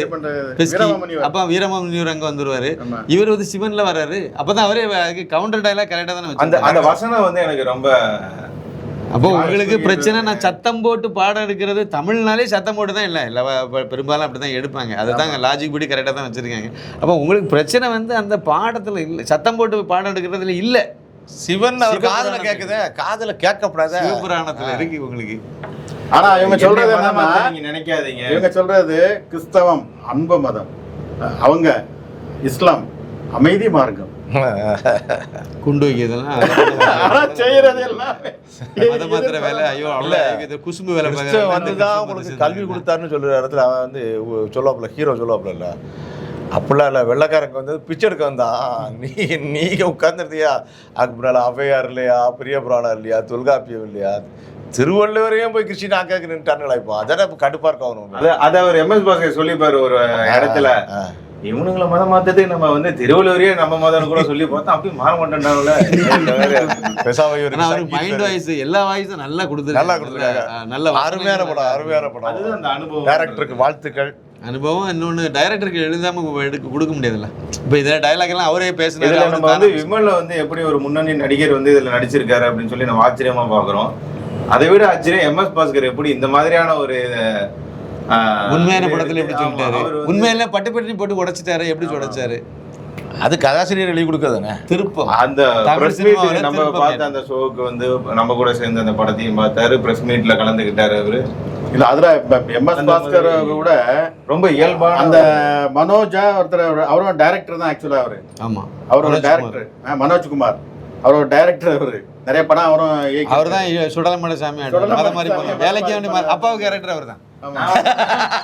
நான் அவரை பார்த்துட்டு நான் ஏதோ நம்ம கட்சிக்காரர் அப்படின்னு சொல்லிட்டு நான் பார்த்துருக்கேன். இங்க பார்த்த மாதிரி இருக்கு, என்ன பொறுப்புல இருக்காருன்னு தெரியலன்னு பார்த்தா அவர் அந்த படத்தில் நடிச்சது. அவர் வந்து அவர் தான் அந்த வேலைக்காக வாத்தியார் வேலைக்காக மதம் மாறினாரு. கதாநாயகி அப்பா. ஆமா, கதாநாயகி அப்பா. ஆமா, அவர் வந்து யார இன்ஸ்பிரேஷன் தெரியல தெரியல எனக்கு திரையில பார்க்கும்போது அப்பாவை தான் தெரிஞ்சாரு, மனோஜ்குமார்லாம் தெரியல. ஆமா, அப்பாவை தான் வந்து வேலைக்காக. என்ன கேவலமான பிள்ளை. எனக்கு எங்க தாய் மாமா வேலைக்காக மதம் மாறுறது, இந்த மஞ்சமாவு, அதெல்லாம் கேவலமானது. கன்னியாகுமரி மாவட்டத்தில் இதெல்லாம் நடந்தது, எங்க ஏரியாவில் நடந்தது. மஞ்சமாவுக்காக மதம் மாறின கோஷ்டி. இந்த பால் என்ன சொல்றீங்க? வெள்ளைக்காரங்க வந்து அமெரிக்கால இருந்து ரொம்ப 60களில் வந்து மக்காச்சோள மாவு தாங்க மஞ்ச மாவு. மக்காச்சோள மாவு அந்த காலத்துல கப்பல்ல வந்து இறங்கி எல்லா ஸ்கூலுக்கும் பேக்கா வரும். அதாவது திக்கு ஷீட்ல வரும். அதாவது இந்த இது நம்ம பேப்பர், சாதா பேப்பர் இருக்குல்ல, பேப்பர் அட்டையிலேயே வந்து பாக்கெட் மாதிரி சாக்கு இருக்குல்ல, சாக்கு மூட்டை. இப்போ ஒரு 20 கிலோ அரிசி எப்படி பேக் பண்ணி வருது, இது வந்து அந்த அட்டையிலே பண்ணியிருப்பாங்க. அந்த அட்டையெல்லாம் வாங்கிட்டு வந்து நான் ஸ்கூல் புக்குக்கு வந்து பேப்பர் இதெல்லாம் போட்டிருக்கேன், பையன் இதெல்லாம் அட்டை போட்டிருக்கேன் அந்த புக்குக்கெல்லாம். அந்த சின்ன வயசுல அதெல்லாம் நடந்திருக்கு. அப்போ வந்து அங்கே 2 விஷயம் வரும் எங்கள் ஊரில், குறிப்பாக ராஜாவுக்கும் ராமநாதனுக்கும் 2 ரோமன் கத்தலிக் 2 ஊருக்குமே வந்து மாதம் வரும், மாதம் 2 மாதத்துக்கு ஊருக்கு இதை வரும். வறுமை. கவர்மெண்ட் அந்த ரேஷன் அரிசி கிடைக்காது, அந்த கிடைக்கிற அரிசி நாத்தம் பிடிச்ச அரிசியாக இருக்கும். அதெல்லாம் பொங்குனீங்கன்னா அது வந்து மோசமான வாடை வரும். அதை 10 தடவை 8 தடவைலாம் போட்டு கழுவுவாங்க, வெந்நியெல்லாம் வச்சு கழுவிட்டு சோறு போங்க. என்ன கழுவுனாலும் சரி நாரம். கடைசியில் வந்து இந்த கருவாட்டு குழம்பை வச்சு நெத்தலி கருவாடு என்னத்தையாவது போட்டு அதை ஒப்பேத்துவாங்க. அந்த சோறே கிடைக்காது. அந்த ஸ்மெல்ல அதில் கூட கருவாடு போடுவாங்க. அதில் கூட என்ன பண்ணுவாங்க அப்படின்னா, இந்த கொஞ்சோல அந்த அரிசியில் சோறு பொங்கி கொஞ்சமாக வச்சுக்கிட்டு அதுக்கு வந்து அதை விட அதிகமாக வந்து மரவள்ளி கிழங்கு இருக்குல்ல, நம்ம கம்பு கிழங்கு எங்க ஊர்ல சொல்றது கம்பு கிழங்குன்னு சொல்லுவோம், கப்ப கிழங்குன்னு சொல்லுவோம். அந்த கிழங்கை வந்து கூட்டா வச்சு, அதான் குழம்பு கூட்டா வச்சு அதை அதிகமா வச்சு கொடுத்துருவாங்க. இது அப்படியே ஒதுக்கி தள்ளிட்டு இந்த சோத்தை திங்கக்கூடிய ஆளுக்கு நம்ம சின்ன வயசுல. அப்ப சோறு சாதத்தை சாப்பிடறதுக்கு கிடைக்காது. என்னைக்கா ஒரு நாள் தீபாவளி வருது அப்படின்னா, தீபாவளிக்கு ஒரு 6 மாசத்துக்கு முன்னாடி இருந்தே ஒவ்வொரு பேப்பரா கிழிச்சிட்டு இருக்கக்கூடிய ஆளு. ஓ, தீபாவளினா இவ்வளோ நாள் இருக்கு, இன்னும் 4 மாசம் இருக்கு, இன்னும் 2 மாசம் இருக்கு. ஏன்னா அன்னைக்கு இட்லி போடுவாங்க, அவ்வளோ இல்ல தோசை இல்ல ஆப்பம், ஏதாவது ஒரு பலகாரம் போட்டு வறுமையை பார்த்தோம். காமராஜர் சாப்பாடு போட்டாதான் படிக்க வருவாங்கன்னு சொல்லி போட்டார்ல. அதை இவங்க சாதமாக பயன்படுத்தி இவங்க வந்து பால் பவுடர், அதுக்கு பிறகு மஞ்சள் மாவு. மஞ்சள் மாவுன்னா அதில் ஏதோ கூழ் காய்ச்சி குடிக்கலாம், அவ்வளோதான், வேற ஒன்றும் கிடையாது. இதில் காமராஜருடைய அந்த மதிய உணவு திட்டத்தில் இது உண்டு. மதிய உணவு இருக்கும், அதில் ஒரு கப் எடுத்துகிட்டு போவோம். அதில் வந்து இதே மாதிரி ஒரு இதை கலக்கி மாவு போட்டு கலக்கி அதை வந்து காய்ச்சி தருவாங்க. இதே மாதிரி இந்த மஞ்சள் மாவை நம்ம கலக்கி சாப்பிடலாம். சின்ன பிள்ளைகள் இருந்தால் அந்த பால் பவுடர் கொடுப்பாங்க. இந்த மாதிரி போனால் நிறைய பேர் அப்படியே மதம் மாற்றி. இப்போ உங்களுக்கு டவுட்டாக இருந்துச்சுன்னா அதே மஞ்சள் மாவு இப்போ எத்தியோப்பியாவில் கொடுத்துக்கிட்டு இருக்காரு. நம்ம அங்கே சூடான் எத்தியோப்பியாவில் நம்ம ஐநா சபையிலேருந்து கொண்டு போய் இறக்குறது இதுதான் கொண்டு இறக்கிருக்கான். மக்காச்சோளத்தை பிடிச்சா பல்கர் மாதிரி ஆக்கி சொல்கிற மாதிரி இந்த பால் கட்டிகள் இருக்குல்ல, இதெல்லாம் மஞ்சள் கலரில் ஆக்கி அந்த இதில் வச்சு கரைச்சி உட்காந்துருந்து கப்பாக ஊற்றுறான். அவ்வளவும் எலும்பு மட்டும் தான் இருக்குது, 4 தோலை வச்சுக்கிட்டு. அப்போ எவ்வளோ கொள்ளையடிச்சிருப்பானுங்க அங்கே உள்ளதை. அது மாதிரி இங்கே உள்ள வளங்களை இவனுக்கு கொள்ளையடிச்சிட்டு போயிட்டானுங்க. ஃப்ரான்ஸை இங்கிலாந்து சண்டை விட்டுக்கிட்டு கிடக்க காலத்தில் உணவுக்கு அவங்க சண்டை போடுற இடத்துக்குலாம் உணவு போனதுனால இங்கேருந்து அள்ளி அனுப்பி விட்டுருங்க, செயற்கை பஞ்சத்தை உண்டாக்கி விட்டதுனால. அப்போ உங்களுக்கு வறுமை இருந்ததுனாக்கா ஏசப்பனை தேடுவீங்க இல்லை. அது ஒரு இதுவே வருது, ஒரு ஆதாரப்பூர்வமே ஒன்று வரும். தமிழ்நாட்டில் வறுமை உருவாக்கி செயற்கை படத்தில், அந்த பரதேசி படத்தில் டைரக்டர் பாலா ஒரு காட்சி, ஒரு பாட்டோட இது பண்ணதை ஒரு ஏதோ வந்து டான்ஸ் ஆடிட்டு இது பண்ணும்போது அதை அள்ளி போடுவாங்க. சிவசங்கரன் மாஸ்டர் ஜனங்கள் வந்து அதை பொறுக்கி தின்னுட்டு இது பண்ணோம். அதை வந்து கரெக்டா மஞ்சள் மாவுக்கு மதம் மாறணும்னு ரொம்ப அக்யூரேட்டா காட்டிடுவாங்க. அதாவது வறுமை ஒண்ணு, அல்லனா ஒரு துக்கம் ஒண்ணு. இந்த இருக்கிற வீடுகளுக்கெல்லாம் உடனே ஏசப்பா பாஞ்சு வருவாரு. பார்த்தீங்கன்னா ஒரு 4 பேர் வருவாங்க, ப்ரேயர் பண்ணட்டும். ஏன்னா அவன் துக்கமா இருப்பான்ல பாட்டி. உடனே அவர் மதம் மாறினதுக்கு அப்புறம் அதே மாதிரி இயேசு வந்து உதவி பண்றாரு. வேற அதெல்லாம் ஒன்வே டிராபிக் மாதிரி அங்க போயாச்சுன்னா அப்பாவு வந்து மறுபடியும் அப்பாவு தான். அப்பாவு வந்து ஆசிரியராக அந்த வேலையை அப்பாவுக்கு கொடுக்கக்கூடிய அதே நேரத்தில் அதே கிறிஸ்தவ மதத்தில் ஏராளமான பேர் தகுதி உள்ளவங்க இருந்தாங்க. ஏன் கொடுக்கல? இவர் மதம் மாறுறாரு, அதனால கொடுத்தவங்க. மற்றவங்க ஏற்றுக்குவாங்க. அனுபவிச்சுக்கிட்டே இருக்கணும்னா அவங்க வந்து மதம் மாத்துற சமயத்துல நமக்கு ஒரு போஸ்டிங் கொடுக்குறாங்க. அப்ப நம்ம மதம் மாறிட்டு அந்த போஸ்டிங் வாங்கிட்டு இந்து மதத்துக்கு மாறிடணும். உங்களுக்கு வேற அது உண்மை அவன் அங்க இருக்கானே, அது நீங்க முதல்ல மெண்டல் ஆக்கிடுவாங்கல்ல. அங்க போன உடனே கொலை இப்படி அடிச்சு மாத்துறாங்க. ஆனா அவங்களுக்கு சம்பளம் யாருன்னாக்கா கவர்மெண்ட் கொடுக்கணும் இதை சம்பளம். விட கொடுமை என்ன தெரியுமா, இந்த கை கால் விளங்காதவங்களுக்குன்னு நிறைய இந்த பயிற்சி மையங்கள் அது இதுன்னு வச்சுருப்பாங்க. எல்லாம் கிறிஸ்தவ மிஷினரி கும்பங்கள் நிறைய வச்சுருக்கு. அதில் போகிற எவனுமே இந்துக்காரனாக இருக்க மாட்டான். போகும்போது இந்துக்காரனாக இருப்பான், ஐயப்பனாக இருப்பான். கொஞ்ச நாளையில் அது ஜோசப்பாக மாறிடுவான், அவ்வளோதான். அது பிறகு அவன் எந்த காலத்துலையும் அவன் வந்து திருப்பி இங்கே வர 9 அதே மாதிரி படிக்கக்கூடிய கல்வி நிறுவனங்களில் அங்கே நிறைய ஹாஸ்டல் இதெல்லாம் வச்சுருக்காங்க. அங்கே போகிற எதுவுமே திரும்பி வராது. இந்த கண்ணு தெரியாதன்னு வச்சுருக்க நிறைய பேர் இவங்க தான் வச்சுருக்காங்க. கண்ணு தெரியாதவங்களுக்கான அந்த படிக்கிறது, அந்த கல்விக்கூடங்கள் கரெக்டாக எந்த இடத்துல வந்து உங்களுடைய வீக்னஸ் எங்கெல்லாம் இருக்கும். ஒரு இந்து குடும்பத்திலேருந்து இங்கே வரணும் அப்படின்னா எங்கேருந்து எப்படியெல்லாம் வர முடியும். அப்போ வந்து உங்களுக்கு வந்து வாய் பேச முடியாதவங்களுக்கு கல்வி சொல்லி உங்களுக்கு சாதாரண பள்ளிக்கூடத்தில் பண்ணி கொடுக்க முடியாது. அந்த இடத்துல இவங்க பள்ளிக்கூடம் வச்சுருப்பாங்க. அங்கே போனீங்கன்னா அங்கே அதோட முடிஞ்சு போயிடும். அப்புறம் திருப்பி வரும்போது அது இந்துவாகவே இருக்காது. இப்படியெல்லாம் தான் மதம் மாற்றினாங்க. எப்படி பின்னாடி என்ன பாருங்க, இதெல்லாம் போட்டோ எடுத்து வெளிநாட்டுக்கு அனுப்பி அங்க இருந்து இவன் 1 லட்ச ரூபா செலவு பண்ணான்னா அங்க வந்து 1 கோடி வருமானத்துக்கு ஏற்படுது. ஒரு கிறிஸ்டியன் ஸ்கூல் அங்க வந்து பொட்டு வைக்க கூடாதுமாங்க, கயிறு கட்டக்கூடாது, சாமி டாலர் எல்லாம் போடக்கூடாது. ஆனா ஈவினிங் ஆச்சுன்னா வந்து ஜெபம் பண்ணுவோம். அந்த கை அப்படி வச்சுட்டு பரமண்டலத்தில் இருக்கிற எங்கள் பிதாவே உன்னுடைய நாமம் பரிசுத்த விடுவதாக நடக்கும், அங்கேயும் நடக்கும், இங்கேயும் நடக்கும். அந்த மாதிரிலாம் சொல்லுவோம். இதுதான் நைட்டு 9 மணிக்கு மேல சாப்பிட்டு வந்ததுக்கு அப்புறம் ஃபாதர் வந்து எங்களுக்கு வந்து பைபிள் படிப்பாங்க. நாங்களும் படிக்கணும் உட்காந்து பைபிள். யாராவது அந்த பைபிள் படிக்கணும். திரும்ப நான் 9ஆவதுக்கு 8வது வரைக்கும் ஸ்கூல்ல படிக்கிறேன். அந்த ஸ்கூல்ல 9வது வந்து நான் கவர்மெண்ட் ஸ்கூலுக்கு வந்துட்டேன் அந்த ஸ்கூல்ல இருந்து. ஏன் அப்படின்னா நான் இலவசமான அதுல படிக்கல, காசு கட்டி தான் படிக்கிறேன் அந்த ஸ்கூல்ல. ஆனா ஏன் வரேன் அப்படின்னா அந்த பைபிள் எழுதி இருக்கிறது தமிழ் தான். பழைய ஏற்பாடு புதிய ஏற்பாடு 2 பைபிளும் கொடுப்பாங்க எங்களுக்கு. ஃப்ரீ தான் பைபிள். ஊதா கலர்ல அட்டை போட்டிருக்கும், சிவப்பு கலர்லயும் அட்டை போட்டிருக்கும். ஆனா என்னன்னா அதுல இருக்கிற தமிழ் எனக்கு படிக்க வரல. அதை நீங்க சரியா படிக்கல அப்படின்னா வார்டன் வந்து குச்சல் அடிப்பாரு, முட்டி போட வச்சு குச்சல் அடிப்பாரு. நான் பார்த்தேன். திடீர்னு வந்து இப்படி நைட்டு சாப்பிட்டுட்டு போய் உட்காந்துருப்போம், தூக்கம் வரும். அப்போ வந்து அவர் வந்து ஒருத்தர் கருப்பா வருவார். அவர் வந்து இந்த பரதேசில் வர மாதிரி ஒருத்தர் வருவார் கருப்பா. ஃபேண்ட் இங்கே போட்டுருப்பாரு, பெல்ட் எல்லாம் போட்டு வயல் எடுத்துட்டு வருவார், கண்ணாடி போட்டுருவார். அலையலையா அப்படிம்பாரு.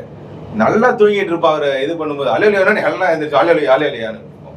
அப்போ இந்த பைபிள் என்னால படிக்க முடியலன்னு சொல்லி இப்போ நீங்க இப்ப சொல்லல உங்க வாழ்க்கையில நடந்தது தானே. இது நிறைய தமிழ்நாட்டில் உள்ள எல்லா பெரும்பாலான பள்ளிக்கூடத்துல இதான் நடந்துட்டு இருக்கு. இதை வந்து நீங்க படம் அதே ஸ்கூல் இருக்கு, அதே ஸ்கூல் இருக்கு, அதே சிஸ்டம். அவங்களுக்கு வந்து ஜெர்மன்ல இருந்து ஃபண்ட் வந்துட்டு இருந்தது. அப்போ இதை வந்து நம்ம படத்துல காட்சிப்படுத்தினா நீ மதவெறியை தூண்டுறன்னு சொன்னா என்ன கணக்கு? அதுதான் எனக்கு நடந்தது. ஆமா, இதை சொன்னா நீங்க வந்து எங்களுக்கு சொல்லக்கூடாது. அதான் தமிழ் சினிமா, தமிழ் பத்திரிகையாளர்கள், ஊடகவியலாளர்கள் எல்லாம் இந்த லட்சணத்துல தான் நடந்தாலும் வெளியே சொல்லக்கூடாது. ஆமா, சொன்னா எஃப்ஐஆர் வெளியே விட்டுருவீங்க, மிரட்டுவீங்க. என்னை மதம் மாத்துறாங்கன்னு சொன்னா அதையும் மிரட்டுவீங்க, சொல்லக்கூடாது. ஆனால் தைரியமா அவர் சொன்னதுக்கு நம்ம அவருக்கு ஒரு ராயல் சல்யூட் எடுக்கணும். இசைக்கு கார் வண்ணனுக்கு சரியான இது அவர் கை முன்னெடுத்திருக்கு. நல்ல படம். எதுவுமே பண்ணாத இடத்துல இவர் இந்த இதை கொண்டு வந்தது நமக்கு ஒரு பெரிய இதா இருக்கு. இப்போ அடுத்த லெவலுக்கு இனிமே இது போகும். இந்த படம் வெற்றி பெற்றா கண்டிப்பா அடுத்த லெவலுக்கு அடுத்த டைரக்டர்ஸ் எல்லாருமே இதை யோசிப்பாங்க. தயாரிப்பாளர் பொறுத்த வரைக்கும் தமிழ் சினிமாவில் எந்த சினிமாவாக இருந்தாலும் சரிதான் வியாபாரம். படம் வெற்றி பெற்றா அடுத்த படம், அவ்வளோதான். அப்போ இந்த படம் வெற்றி பெற்றா அடுத்து வந்து இது மாதிரி படம் வந்து மக்கள் ஏற்றுக்கிட்டாங்கன்னா பார்ப்பாங்க. அப்போ நாம செய்ய வேண்டியது என்ன, 6ஆம் தேதி ரிலீஸ் ஆகுது, எல்லாரும் போய் மறுபடியும் தியேட்டர்லையும் இருக்க பார்க்கணும், மற்றவங்களையும் பார்க்க சொல்லணும். இந்துக்காரன் படம் பார்க்காம எந்த படமும் தமிழ் ஓடாது சார். தமிழ்நாட்டில் 100க்கு 85 பேர் இந்துக்காரன் இருக்கான். ஒரு 6 பேர் வந்து முஸ்லீம் இருப்பான், 100க்கு ஒரு 8 பேர் வந்து கிறிஸ்டின் இருப்பான். அவ்வளோதான் இருப்பான். 8ஓ 9ஓ வேணா வச்சுடுங்க. அதாவது இந்த கணக்கில் இருக்கு. அப்போ 100க்கு 85 பேர் வந்து இந்துக்காரன் இருக்கான். ஒரு 6 பேர் வந்து முஸ்லீமாக இருக்கலாம், ஒரு 8 பேர் வந்து கிறிஸ்டினாக இருக்கலாம். இப்போ மொத்தத்தில் எடுத்துடுங்க 15 தான் இருக்காங்க. இதுலேயும் சர்ச்சுகளில் பெரும்பாலும் வந்து நீ படம் பார்க்குறது வந்து சாத்தானுடைய இது தப்புன்னு சொல்லி கொடுத்துட்றாங்க. அப்போ அதுலேயும் குரூப் இந்த பெந்த கோஸ்து அது விளக்காத குரூப். இன்னும் சொல்ல போனீங்கன்னா ஆஸ்பத்திரிக்கு போகக்கூடாது, உடம்பு சரியில்லைன்னா ஆஸ்பத்திரிக்கு போகக்கூடாது, அப்படியே ஜெபம் பண்ணியே கொண்டுருவாங்க ஆளை. அந்த மாதிரி ஒரு குரூப், ஒரு பேராசிரியரே அப்படி செத்து போனாங்க. கேரளாவில் ஒரு பொண்ணுக்கு இது மாதிரி தான் ஜெபம் பண்ணி முன்னாள் முதலமைச்சர் அப்படிதானே கேன்சருக்கு ட்ரீட்மெண்ட் எடுக்காம இருந்து அப்புறம் கடைசியில் போய் ஒரு முன்னாள் முதலமைச்சருக்கு அதே மாதிரி ட்ரீட்மெண்ட் எடுக்காம வீட்டில் ப்ரேயர் பண்ணுறதுக்கு நடந்துட்டு கடைசி 3 மாசத்துல தூக்கி கொண்டு வச்சு ஆளை காப்பாற்ற முடியும். இவங்க எப்படி படம் பார்க்க அனுமதிப்பாங்க? அப்போ அவங்க அனுமதிப்பாங்க. சிஎஸ்ஐ காரனும் படம் பார்க்க கூடாதுன்னு தான் சொல்லுவாங்க. ஆர்சியில் 1-2 திருட்டுத்தனமாக படம் பார்ப்பாங்க, ஓரளவுக்கு எனக்கு தெரிஞ்சதை சொல்லுவேன். சிஎஸ்ஐ காரனும் 1-2 பேர் படம் பார்ப்பாங்க. அது இளைஞர்கள் 1-2 பேர், காலேஜ் போகக்கூடியவங்க, இந்த மாதிரிப்பட்ட கேட்டகரியில் இருந்து பார்ப்பாங்க. ரொம்ப சொற்ப எண்ணிக்கை தான் வரும். இதே மாதிரி தான் ஜமாத்தில், ஒவ்வொரு ஜமாத்துலையும் படம் பார்க்கறது ஹராம்னு சொல்லிட்டாங்க. ஆனால் அதில் ஒரு எத்வாளித்தனம் என்ன தெரியுமா? படம் பார்க்கறது ஹராம், ஆனால் படம் எடுக்கிறது ஹராம் கிடையாது. என்ன லாஜிக்னு எனக்கு புரியல. படம் பார்க்கறது ஹராம், ஆனால் அதில் நடிக்கிறது வந்து ஹராம் கிடையாது. படம் பார்க்கறது ஹராம், இசை கேட்கறது ஹராம், ஆனால் ஏஆர் ரஹ்மான் இசை அமைச்சா அது ஹராம் கிடையாது. இது என்ன விதிவிலக்கு? இது எப்படி வந்து எல்லாம் ஏற்றுக்கிட்டாருன்னு எனக்கு அது புரியல. எப்படியோ எடுத்துடுங்க. அதுலேயும் 1-2 பேர் திருட்டுத்தனமாக படம் பார்க்க வர்றாங்க, தேட்டருக்கு வராங்க. வரலன்னு சொல்ல முடியாது, வராங்க. ரொம்ப எண்ணிக்கை கம்மியாக இருக்குது. 100 பேர் எடுத்தீங்க அப்படின்னா, அதாவது கிறிஸ்தவ முஸ்லீமில் 15% இருக்காங்களோ, அதில் 100 பேரை எடுத்தீங்கன்னா ஒரு 2 பேரோ 3 பேரோ 5 பேரோ படம் பார்க்க வரலாம். அப்போ மொத்தத்தில் இருக்கக்கூடிய 85% இந்து, பாகிருடைய இந்த கிறிஸ்டின் முஸ்லீம், இந்த ரேஷியோவில் நீங்கள் எடுத்தீங்கன்னா 1% கூட தேராது. அப்போ ஒரு படம் வெற்றி படம் ஆகணும் அப்படின்னா இந்துக்காரன் தேட்டரில் வந்து படம் பார்த்தா அது வெற்றி படம். ரஜினி படமாக இருந்தாலும் சரி தான், எந்த படமாக இருந்தாலும் சரி தான். ஆமாம், இந்துக்காரன் படம் இந்த படத்தை பார்க்கல அப்படின்னா அது ஓடாது. அதுதான் வந்து தங்கவாக்கு வந்து சங்கு ஊதின கதையும் அதுதான், சொர்க்க வாசலை வந்து நரக வாசலை ஆக்கின கதையும் அதுதான். அதே மாதிரி தான் இந்த இது ரெட்ரோ கொஞ்சம் தப்பிச்சுது, அதுக்கு வேற ஒரு காரணம் இருக்குது. அதே மாதிரி தான் தங்கலனுக்கு சங்கு ஊதின கதையும் அதே கதை தான். இவங்க எல்லாருமே வந்து வெறுப்பை விதைச்சியே கொண்டு வந்ததுனால, குறிப்பாக இந்துக்களுக்கு மேலே வெறுப்பை விதைச்சதுனால இந்த படங்கள்லாம் ஓடலை. இங்கே கேளுங்க, இந்த சினிமாக்காரங்ககிட்டையும் இல்லைன்னா அந்த பத்திரிகையாளர்கிட்டையும் கேளுங்க, இந்த 2 துறையிலையும் நான் இருக்கக்கூடிய ஆளு இப்போ வரைக்கும். ஆனால் இவங்ககிட்ட கேளுங்க, இவங்க வேற கதை சொல்லிகிட்டே இருப்பாங்க. அந்த படத்தில் தங்கலான் படத்தில் என்ன பிரச்சனை சொல்லுங்கள்? நல்லா தானே படம், மேக்கிங்லாம் நல்லா தானே இருந்துச்சு, நல்லா தானே நடிச்சிருந்தாரு, நடிப்பில் எதாவது குறை வச்சுருந்தாரா, இல்லை அதில் உள்ள பாட்டு எதாவது ஹிட் ஆகலையா, எல்லாம் நல்லா தானே இருந்துச்சு. சூர்யா படம் வந்து என்ன ஆச்சுது, அது கங்குவா நல்லா மெனக்கெட்டு இருந்தார்ல, அவருடைய அவருடைய எஃபோர்ட்லாம் போட்டிருந்தார்ல, படம் விஷுவலாக பார்க்கும்போது நல்லா தானே இருந்துச்சு, ஒன்றும் குப்பை இல்லைல்ல அந்த படம். அப்போ அந்த படம் ஏன் ஓடலை? அப்போ புறக்கணிச்சா ஓடாது, அவ்வளோதான். நீங்கள் ஜெய்பீமில் வந்து பண்ணினதுக்கு உங்களுக்கு பதிலடி கொடுத்துட்டு இருக்காங்க. உங்கள் ஜோதிகா பேசின டயலாக் இந்து கோயில்களை இழிவுபடுத்தி பேசினதுக்கு அதனால கோயிலை ஏறி இறங்குறாங்க. இல்லைன்னா அவங்க இறங்க வேண்டியது இல்லைல்ல, கர்மா. அதான் கர்மா. அது அப்போ இதுதான் நிலவரம். அப்போ ஒரு படம் வெற்றி படம் ஆகலைன்னா, ஒரு படம் வெற்றி படம் ஆகணும்னா இந்துக்கள் நினைச்சா வெற்றி படம் ஆகும். ஒரு படம் தோல்வி அடையணும்னாலும் இந்துக்கள் நினைச்சா ஆக்க முடியுங்கிறது தமிழ்நாட்டில் இன்றைக்கு உருவாயிட்டு இருக்கு. 100% அப்படி தான் நடக்குன்னு நான் சொல்லலை, கிட்டத்தட்ட அதை நோக்கி நம்ம நகர்ந்துட்டோம். காஷ்மீர் ஃபைல்ஸ் வெற்றி படம் தமிழ்நாட்டில் நல்லா ஓடிச்சுது. கேரளா ஸ்டோரி நல்லா ஓடிச்சுது. இவங்க வேறு பித்தலாட்டம் பண்ணி அதை எடுக்க வச்சாங்க, அவ்வளோதான். ஆனால் ஹவுஸ்ஃபுல்லாலாம் ஓடிச்சுது அந்த படம். அதே மாதிரி நீங்கள் வந்து திரௌபதி தமிழ்லேயே நேரடியாக வந்தது தானே. இவங்க நெகட்டிவ் விமர்சனம் சொல்லிட்டு இருந்தாங்க, ஆனால் படம் 14 கோடி ரூபா வசூல். ருத்ரதாண்டவம் 19 கோடி ரூபா வசூல்னு நினைக்கிறேன் அந்த படம். இதெல்லாம் பெரிய வெற்றி படம். இது மக்களெல்லாம் தாரை தப்பட்டை அடிச்சுட்டு தேட்டரில் போய் படம் பார்த்தது இந்த காலத்தில் நடக்குமா? அதெல்லாம் எம்ஜிஆர் காலத்தோட முடிஞ்சு. காந்தாரா 2 கோடியில் எடுத்த படம், இந்தியா முழுக்க அது பெரிய வசூலை அள்ளி கொடுத்துச்சு. அந்த டைரக்டர் சொன்னாரு, இது இந்த எங்க பகுதிக்கான படமா தான் இதை எடுத்து எதிர்பார்க்கவே இல்லை இவ்வளவு பெரிய இது படமா ஹிட் அடிக்கும். அந்த படம்லாம் வந்து தமிழ்ல அது டப் பண்ணி வரும்போது தீபாவளி சீசன் பொன்னியின் செல்வன் ரிலீஸ் டைமில் பொன்னியின் செல்வனுக்கு அதுக்கு இடையில போட்டியாக இருந்துட்டு அந்த படம் தேட்டர்களில் போய் பார்க்கும்போது இதில் கூட்டம் எப்படி வருதுன்னு பார்க்கும்போது பொன்னியின் செல்வன் வந்து தமிழ்லேயும் சேர்த்தானே எடுத்தாரு. தமிழ், தெலுங்கு, இந்தியன் நினைக்கிறேன் 3 லாங்குவேஜில் அவர் மணிரத்னம் எடுத்த பெரிய மெகா பட்ஜெட் படம். இது மொத்தமே 2 கோடி ரூபா கூட தேராது. காந்தார படத்தினுடைய மொத்த பட்ஜெட்டே 2 கோடி ரூபாய்க்கு உள்ள அந்த படம். அதுவும் தெலுங்கு கன்னட படம். ஒரு நடிகர் கூட தமிழ் நடிகர் கிடையாது. இந்த மாதிரி படங்கள்லாம் வெற்றி பண்ண காரணம் என்ன? தமிழ் ரசிகர்னு சொல்லக்கூடிய இந்த ரசிகர்கள் வந்து அதுக்கு தயாராகிட்டாங்க. இல்லைனா கிடுக்கு படம் ஒரு யூடியூப்பில் போட்டு அவ்வளோ வசூலுக்கு பண்ணி கொடுக்க முடியுமா? இப்போ நீ நல்லதாக பண்ணினீங்கன்னா உங்களுக்கு வரும். அந்த வரிசையில் தான் இப்போ இந்த படத்தை நம்ம ஆதரிக்கணும். பரமசிவன் பாத்திமாங்கிறது அவர் யார் எப்படி வேணாலும் இருந்துட்டு போட்டு அவங்க என்ன செய்கிறாங்க, அந்த செயல்பாடு என்னங்கிறத தான் நம்ம ஆதரிக்கிறோம். அப்போ செயல்பாடு ஒரு நல்ல காரியத்தை பண்ணியிருக்காங்க. அதனால் நாம் செய்ய வேண்டியதை அவர் செய்திருக்கார். அதனால் கண்டிப்பாக நம்ம அவருக்கு வந்து ஆதரிக்கணுங்கிறது இது. அந்த அந்த அடிப்படையில் படம் வெற்றி பெற எங்களுடைய வாழ்த்துக்கள். நாங்களும் குடும்பத்தோட போய் தேட்டரில் எல்லாரும் தியேட்டர்ல போய் பாருங்க.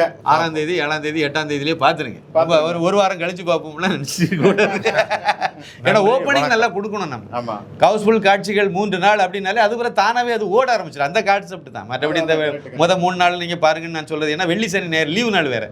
வெள்ளிக்கிழமை ரிலீஸ் ஆகும், சனி நேரம் லீவு. இப்போ தான் ஸ்கூல் வேறு திறந்துருக்கு. இப்போ தான் ஸ்கூலுக்கு பிள்ளைகளுக்கு இதெல்லாம் வாங்கிட்டு எடுத்து திரும்பிங்க. இந்த நேரத்தில் தேட்டருக்கு வரதே கொஞ்சம் கஷ்டம். ஆனால் அதையும் தாண்டி நம்ம வரணும். பிள்ளைகள் தேட்டருக்கு வர்றதுக்கு, ஸ்கூல் பிள்ளைகள்லாம் தேட்டருக்கு வரணும்னா கொஞ்சம் சிரமம்.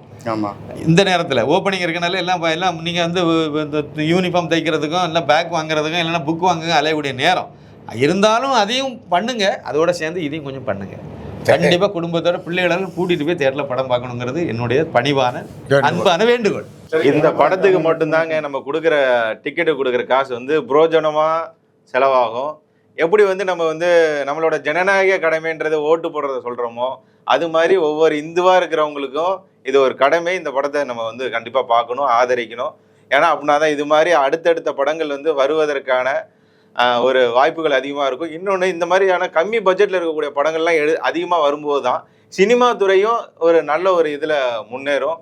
அதை சினிமா துறையினரும் இந்த மாதிரி படங்களை ஆதரிக்கணும் அப்படின்னு நான் கேட்டேன். நிச்சயமாக படம் வந்து ஏதோ இந்த சித்தாந்த ரீதி அப்படி இருக்கு அப்படின்னு சொல்லிட்டு நாங்கள் அதிகமாக பேசுகிறத நினைக்க வேண்டாம். கண்டிப்பாக ஒரு 4-5 இடத்துல கை தட்டுனாங்க. அதனால் நீங்கள் கை தட்டுற அளவுக்கு தான் படம் இருக்கும். ஒன்றும் சாதாரணமாக இருக்காது. இவ்வளோ தூரம் பேசியிருக்கோம். கண்டிப்பாக பார்க்கணும். நன்றி, வணக்கம். வணக்கம்.